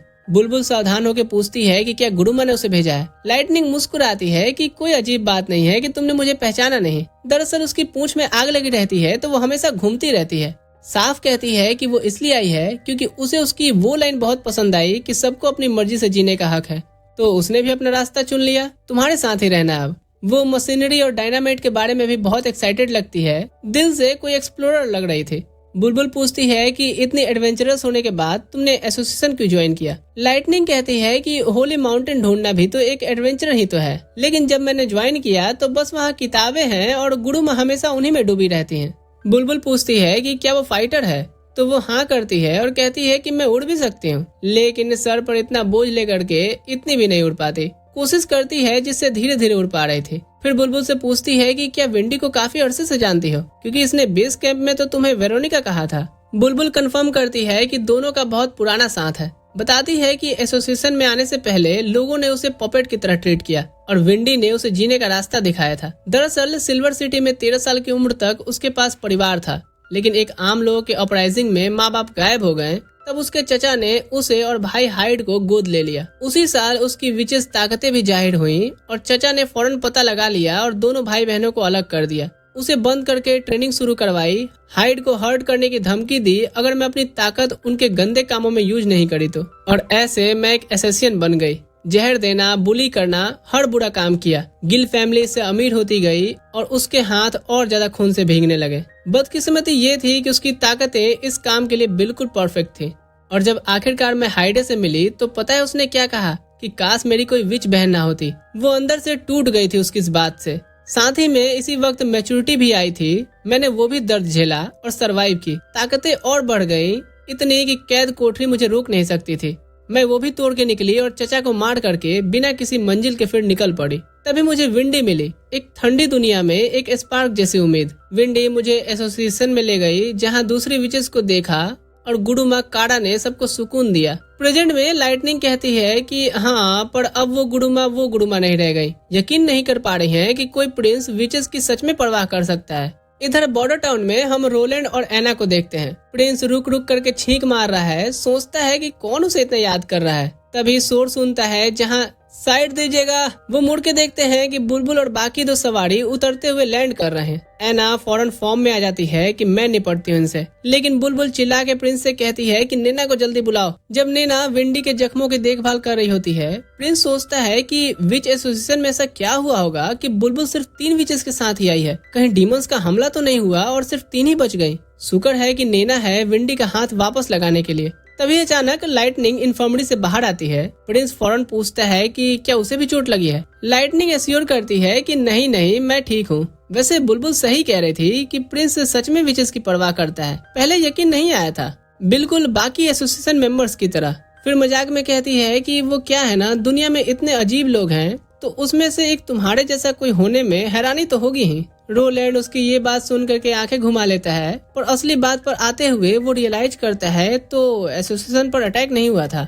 लाइटनिंग फिर पूरी बात समझाती है कि विंडी को खुद उसकी गुडुमा काड़ा ने हर्ट किया और सारी बातें एक्सप्लेन करती है। रात होने पर रोलैंड अपने कमरे में वापस आता है और हैरान रह जाता है कि बुलबुल कुछ चुलबुली अंदाज में उसके बेड पर लेटी है। रोलैंड थोड़ा फ्रस्ट्रेट हो जाता है कि क्या विचेस ऐसे भी सर्विस देती हैं। अचानक वो उठ के उसकी तरफ बढ़ती है और रोलैंड पूरी तरह घबरा जाता है और बंद दरवाजे से चिपक गया था। वो जल्दी से कहता है कि जितना देर चाहिए आराम करो, तुम्हारा ही कमरा है। लेकिन तभी वो प्रिंस के सामने सीरियस अंदाज में घुटने टेक देती है कि मैं वेरोनिका गिलियन ऑफिशियली अपनी वफादारी का इकरार करती हूँ। प्रॉमिस करती है कि वो उसकी हर हुक्म मानेगी और हर लड़ाई में उसके साथ रहेगी, चाहे डीमंस हो या कुछ भी, आखिरी सांस तक। रोलैंड को कोई हैरानी नहीं होती कि एसोसिएशन से धोखा मिलने के बाद बुलबुल उसकी तरफ आ गई है। बिना एक पल गंवाए वो उसके हाथ से तलवार लेता है और ऑफिशियली उसे अपनी राइट हैंड वुमेन बनाता है। पूछता है कि असली नाम वेरोनिका है क्या, और वो सर हिला के हाँ कहती है कि अब छुपाने की कोई वजह नहीं। फिर विंडी के पास जाते हैं और प्रिंस उससे बॉर्डर टाउन में रह करके उसके लिए काम करने का कॉन्ट्रैक्ट ऑफर करता है कि अच्छी पेमेंट मिलेगी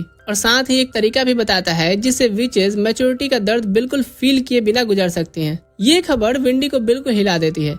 बाहर जाकर के प्रिंस मानता है कि ये बस उसका अंदाजा है, लेकिन एक्सप्लेन करता है कि विचेस मैजिक के बर्तन की तरह हैं। उम्र के साथ मैजिक इकट्ठी होती रहती है और मैच्योरिटी पर ओवरफ्लो होकर के जिस्म पर हमला करता है। एना की मिसाल देता है और कहता है कि अगर वो लगातार मैजिक रिलीज करती रहे तो अंदर बैलेंस बना रहेगा और दर्द कम होगा। वो प्रॉमिस करता है कि बॉर्डर टाउन में विचेस बिना किसी भेदभाव या धमकी के अपनी मैजिक फ्रीली प्रैक्टिस कर सकती हैं, और अगर प्लान काम किया तो यहाँ अपना होली माउंटेन भी बना लेना। विंडी तो पहले से ही साथ आ गई है, पूछती है कि कहाँ से शुरू करे कैप्टन। वो कहता है कि बस अपनी मैजिक यूज करते रहो जब तक पूरा कंट्रोल ना आ जाए। फिर वो नए लोगों की मैजिक ट्रेनिंग में बिजी हो जाता है और नैना और एना थोड़ी बात करते हैं। नैना विंडी की विंड मैजिक और लाइटनिंग की फ्लाइंग देख करके इम्प्रेस होती है, और इससे भी कि वो खुद भी काम आई विंडी की जान बचाने में। एना भी खुश है कि इतनी बहनें आ गई हैं साथ में। तभी नैना पॉइंट आउट करती है कि जरा देखो तो बुलबुल की नजरों में कौन दिख रहा है। ये डिटेल इग्नोर करने वाली नहीं है। एना समझती नहीं, लेकिन नैना तो मुस्कुराते हुए कहती है कि तुमने कोई कदम नहीं उठाया ना, तो बुलबुल तो प्रिंस के दिल को जीत सकती है, फिर बाद में खुद को ब्लेम नहीं करना। तभी अचानक से अलार्म बज उठता है कि कुछ गड़बड़ है। रिपोर्ट आती है कि एक डीमन मॉन्स्टर आ गया है। प्रिंस दीवार पर दौड़ पड़ता है और सोल्जर से मिलता है। नजर डालता है तो कोई डीमन नहीं दिखता। सोचता है कि क्या फाल्स अलार्म था। हंटर से पूछता है तो आयरन एक्स कहता है कि और ध्यान से देखिए। गौर करने पर एक काली धुंध दिखती है और अंदर एक हाइब्रिड मॉन्स्टर। आयरन एक्स बताता है कि ये वही हाइब्रिड है जो सालों पहले उसे मारने के करीब ले गया था। प्रिंस अब काफी जोड़ता है कि ये मॉन्स्टर बाकी जैसा नहीं, समझदार लगता है। खतरे में पीछे हट जाता है और सालों तक जिंदा रहा है। जब मॉन्स्टर दीवार तक पहुंचता है तो अचानक रुक जाता है और सब हैरान। फिर वो हवा में कूद जाता है। प्रिंस फौरन अटैक का हुक्म देता है, लेकिन रिएक्ट करने से पहले ही वो मॉन्स्टर सीधा दीवार पर हमला करता है। रोलैंड हैरान है कि उसने बिल्कुल दीवार की सबसे कमजोर जगह को टारगेट किया। अब कोई शक नहीं कि ये मॉन्स्टर सही में इंटेलिजेंट है। फिर वो दीवार के दूसरी तरफ भी आ जाता है। सब कहते हैं कि ये तो टाउन की तरफ जा रहा है। प्रिंस अपनी दूसरी सिविलियन डिवीजन को साथ लेकर के आगे बढ़ता है, जबकि बैकअप डिवीजन दीवार संभालती है। रिग्रेट करता है कि मैंने तो इस मॉन्स्टर की अक्लमंदी को कम आंका। मॉन्स्टर की जगह पर पहुंचते हैं तो भयंकर खबर आती है कि वो किसी को जिंदा खा चुका है। खून का बहाव देख करके सीना ठंडा पड़ जाता है, लेकिन वो नहीं रुकता और सबको होशियार रहने का हुक्म देता है। वो मॉन्स्टर फिर दिखता है, एक और सिविलियन को उठा लेता है। प्रिंस फौरन सबको खबरदार करता है। सैनिकों के हाथ में गन तो हैं, लेकिन सिविलियंस की वजह से गोली नहीं चला सकते, न ही करीब जा सकते हैं। आयरन एक्स हुक्म देता है कि रूफ टॉप और ऊंचाई पर चढ़ करके प्रिसाइज एम लो, बिना सिविलियंस को हर्ट किए। सैनिक फौरन ऊपर चढ़ने लगते हैं। उन्होंने मॉन्स्टर के बड़े सर के ऊपर गोली भी चलाई, पर थोड़ी मिस हो गई। वो मॉन्स्टर नाराज नजर से पीछे मुड़ता है, लेकिन उसी वक्त आयरन एक्स पास आ जाता है और सीधा उसके सर पे मारता है, कहता हुआ कि आखिरकार इन निर्दोष लोगों की मौत का बदला ले लिया। इधर ग्रे कैसल के नॉर्थ में एक भयंकर म्यूटेड क्रिएचर बड़े वॉल की तरफ रेंगता आ रहा था। दीवार पर खड़े नाइट्स कांपते हैं और वो जैसे स्ट्रक्चर पर चढ़ता है, इंसानों को देख करके मुंह खोल देता है और उसके पेट से पूरा का पूरा मॉन्स्टर का एक फौज निकल आता है। सैनिक देखते हैं कि कोई रास्ता नहीं और दूसरी तरफ भागने लगते हैं। आसमान में भी एक क्रिएचर उनका पीछा कर रहा था। आखिरकार शहर की नॉर्थ वाले दीवार पर पहुंचते हैं और दरवाजा खुलने का इंतजार करने लगते हैं। वो नाइट लड़की बताती है कि पूरी बाहरी सिटी मॉन्स्टर ने बर्बाद कर दी है। चर्च की हिफाजत करनी है, लेकिन हमारे पास सिर्फ कुछ ही सैनिक हैं और मॉन्स्टर बिल्कुल पीछे। मुश्किल लगता है, लेकिन फिर वो एक लाल गोली निकालती है और सैनिकों को हुक्म देती है कि खाओ और बिना झिझक के दुश्मन को खत्म करो। सैनिक हुक्म मानते हैं। गोली खाते ही एक जोश की लहर भर आती है उनमें और वो आगे की तरफ बढ़ने लगते हैं। इससे पहले कि सब मॉन्स्टर का खाना बन जाए, दरवाजा नीचे आता है और एक दबंग शख्स बाहर निकलता है। कहता है कि वो जजमेंट आर्मी का हिस्सा है और सबको रास्ता साफ करने को कहता है। ये सोल्जर्स सिर से पैर तक मजबूत आर्मर से लदे होते हैं, जैसे कोई इलीट नाइट। वो औरत भी हैरान है कि ये जजमेंट आर्मी कहाँ से आ गई, पहले कभी तो नाम नहीं सुना, और डाउट करती है कि क्या आम इंसान इन हाइब्रिड मॉन्स्टर का सामना भी कर पाएंगे। अभी पता चल जाएगा। मॉन्स्टर और judgement army face to face होते हैं कि आसमान वाला मॉन्स्टर नीचे झपटता है। जमीन पर एक नाइट फौरन उसके बड़े नाखून पकड़ लेता है। दूसरा नाइट भाला उछालता है और इंडिया के गिरती जीडीपी की रफ्तार से सीधा मॉन्स्टर के सर पे मार देता है। वो औरत पूरी तरह हैरान रह जाती है कि इन सैनिकों की स्पीड और ताकत तो जैसे इनसे लड़ने के लिए ही बनाई गई है। जब ये दबंग नाइट्स मॉन्स्टर का काम तमाम कर रहे थे, सीन एक चर्च के बालकनी पर शिफ्ट होता है। 3 लोग टेलीस्कोप से जजमेंट आर्मी को देख रहे थे और जमीन पर मरे हुए मॉन्स्टर देख करके खुश लगते हैं। एक सर हिलाता है कि सबसे बुरी बात ये थी कि चारों बड़े किंगडम्स के रिइंफोर्समेंट आर्मीज पूरी तरह खत्म हो गई। हेदर हंसते हुए एग्री करती है कि हजारों सोल्जर्स भेजे गए जो सिर्फ कैनन फोल्डर बने। क्लियरली खुश है कि चर्च की जजमेंट आर्मी की तुलना में उन किंगडम्स की बॉर्डर डिफेंस कुछ भी नहीं। लेकिन एक तीसरा वॉइस बीच में आता है, पॉइंट करता है कि इतनी सारी गोलियां यूज करने की भारी कीमत भी तो चुकाई हमने। चर्च की कोर स्ट्रेंथ का काफी हिस्सा खत्म हो गया। पहले वाला दांत पीसे कहता है कि कोई चॉइस नहीं थी। बाइबल में लिखा था कि बैडलैंड के दरिंदे आएंगे और वही हुआ। वार्न करता है कि वक्त कम है और जब तक पूरा महाद्वीप एक ना हो जाए और अपनी ताकत इकट्ठी ना करे, तबाही का इंतजार ही रहेगा। वो अहंकारी औरत फिर से हंसती है कि इंसान खुद भी तो दरिंदों जैसे भयंकर हरकतें करते हैं, तो शायद पूरी इंसानियत का खात्मा करना भी बुरा आइडिया नहीं है। बूढ़े को ये सुनकर के बहुत गुस्सा आता है। कहता है कि ये बकवास बंद करो, ऊपर वाले की मर्जी से मत लड़ो। जिस पर वो एक सैसी जवाब दे देती है कि ऊपर वाले ने तो कभी प्रॉमिस नहीं किया कि इंसान बचे रहेंगे, और चैलेंज करती है कि क्या वो श्योर है कि गॉड इंसानों की मॉन्स्टर से ज्यादा परवाह करता है। बूढ़ा और चिढ़ जाता है इस पे, लेकिन चुप रहता है। शायद अंदर से जानता है कि कुछ तो सच्चाई है इस बात में। दूसरा भी उसी औरत जैसी सोच रखता है, लेकिन श्योर है कि गॉड सिर्फ उन्हें ही पसंद करते हैं जो आखिर में बचे रहते हैं। वापस बॉर्डर टाउन में एक मरे हुए सोल्जर की दफनाने की रस्म हो रही है। प्रिंस सबको इकट्ठा करता है और अनाउंस करता है कि वो सब यहाँ सिविलियन आर्मी 2nd डिवीजन के मिस्टर अगाई को याद करने आए हैं। उसकी बहादुरी की बात करता है कि अपना शहर बचाने के लिए उन्होंने जान दी। मिट्टी डाली जाती है और चीफ नाइट कार्टर बहुत टच्ड है। कहता है कि उसने पहले कभी किसी नोवेल को आम लोगों के लिए ऐसी इज्जत देते नहीं देखा जिनका नाम तक नहीं जानता कोई। प्रिंस कहता है कि सही अलविदा देना जरूरी है। बॉर्डर टाउन में पहले कभी ठीक से उनका जनाजा भी नहीं उठता था जो मॉन्स्टर्स की वजह से गए। ये एक जल्दी खोदे गए गड्ढे से तो ज्यादा डिजर्व करते हैं ना। प्रिंस सोचता है कि जनाजे से डिसियंसी आती है और मोराल भी बढ़ता है, और जब लोग सोचते हैं कि वो किस लिए और क्यों लड़ रहे हैं तो आर्मी में एक लहर भर जाती है और वो बस सबका इरादा जगाना चाहता है। मरे हुए सैनिक की बीवी आती है, 2 बच्चे साथ में, एक बहुत ही छोटा है। पास के सैनिक सोचने लगते हैं कि अब वो कैसे गुजारा करेगी। तभी एक गंजा आदमी बोलता है कि उसके पति की पूरी सैलरी मिलेगी उसे, कुछ एक्स्ट्रा पैसे भी और जरूरत की सारी चीजें भी। बात हो ही रही थी कि वाइस कैप्टन वोनर अचानक कुछ फील करता है। गंजा पूछता है कि क्या हुआ। वोनर कहता है कि शायद कुछ प्रेजेंस लगी मुझे, फिर उड़ा देता है कि छोड़ो शायद मेरी वहम हो। सीमेंट बनाने वाली कोठरी में प्रिंस एना से मिलता है और पूछता है कि ब्लंडर बस गन्स के लिए बैरल्स कैसे चल रहे हैं। एना एक्साइटेडली बताती है कि नई मशीन की वजह से अब ब्लैक स्मिथ ज्यादातर काम खुद संभाल लेते हैं।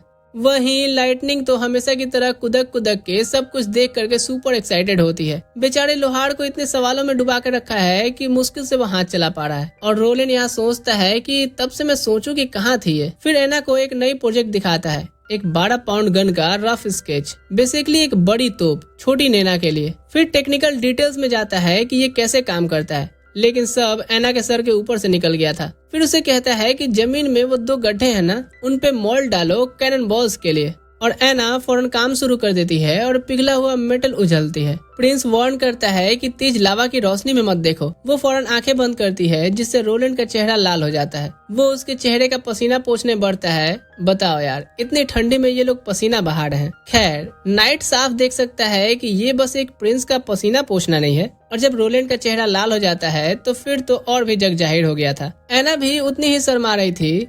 इधर हम देखते हैं कि एक आदमी बिल्कुल पागल हो गया है क्योंकि उसने खुद ग्रे केसल के चौथे प्रिंस को विच को खुलेआम शेल्टर देते देखा। वो एकदम से भागता हुआ ये खबर राजा को देने जा रहा होता है और लगता है कि वोनर की फीलिंग सही थी। ये आदमी तिमोथी का भेजा हुआ जासूस है। उसके दिमाग को सबसे ज्यादा ये चीज हिला रही है कि आम लोग भी विचेस के साथ बिल्कुल इत्मीनान से रह रहे हैं। और जो अजीब चीजें उसने देखी हैं, वो बॉर्डर टाउन पर अचानक खड़ी बड़ी दीवार, वो मेटल की लकड़ियां जो मॉन्स्टर्स को मारती हैं, हाँ भाले की बात कर रहा है, और विचेस के साथ प्रिंस का आम लोगों जैसा सलूक। ये सब देख करके उसे लगता है कि ये शहर तो किसी जादू के असर में आ गया है बॉस, और वो किसी शैतान की शक्ति से डील कर रहा है। अगर इतना बड़ा पैसा मुझे नहीं मिला होता तो मैं कभी इस पागल जगह की जासूसी नहीं करता। लेकिन लगता है ये जासूस जेम्स बॉन्ड की मूवी नहीं देखता है क्योंकि पीछे वॉर्नर खड़ा था। वो फौरन इस आदमी को पकड़ के रोकता है। खबर आग की तरफ फैल जाती है कि उनमें एक जासूस है। वो बेचारा नहीं जानता कि अब क्या करे। गुस्से की भीड़ आने से पहले उसके दिमाग में बस यही है कि चौथा प्रिंस कोई शैतान से ताकत लेता है। इधर कैसल के अंदर कंसल्टेंट फिर से प्रिंस की नई डिमांड से बिल्कुल परेशान है कि नावें खरीद ली हैं लेकिन ना कैप्टन रखा है ना क्रू। बिना क्रू के नाव चलेगी कैसे। बूढ़ा थका हुआ है रोलैंड के बेवकूफाना हुकुमों से जो किसी तरह हमेशा बाद में काम कर जाती हैं। तभी दरवाजे पर दस्तक होती है। एक सैनिक रिपोर्ट करता है कि एक चूहा पकड़ा गया है। एक आदमी जिसका नाम कोल है, प्रिंस तिमोथी का जासूस। ये आदमी काफी महीनों से झूठी पहचान से बॉर्डर टाउन में एक रेसिडेंट बन के रह रहा था। उसके पास से खत और पैसा मिला है। अभी और इन्फॉर्मेशन के लिए तलाशी जारी है। बूढ़ा कहता है कि पूरी जानकारी निकाल करके फौरन खत्म करो उसे। ये चौथा जासूस मिला है अब तक। वो घबराता नहीं क्योंकि प्रिंस ने पहले ही बता दिया था कि जासूस तो आएंगे। उसने उसे हुक्म भी दिया था कि अनाउंस करो कि कुछ लोग फूड रिजर्व बर्बाद करने की कोशिश कर रहे हैं और किसी भी सस्पिशियस इंसान पर नजर रखो और जो पकड़ने में मदद करे उन्हें इनाम भी दो। बूढ़ा हमेशा प्रिंस की चालाकी देख के हैरान हो जाता है। उसे एक ऐसा शैतान समझता है जो डिवाइन जजमेंट स्टोन से भी नहीं घबराता। इधर ग्रे कैसल के कैपिटल में तिमोथी पूछता है कि भाई बहनों को भेजे रॉयल हुक्मनामे का कोई जवाब आया।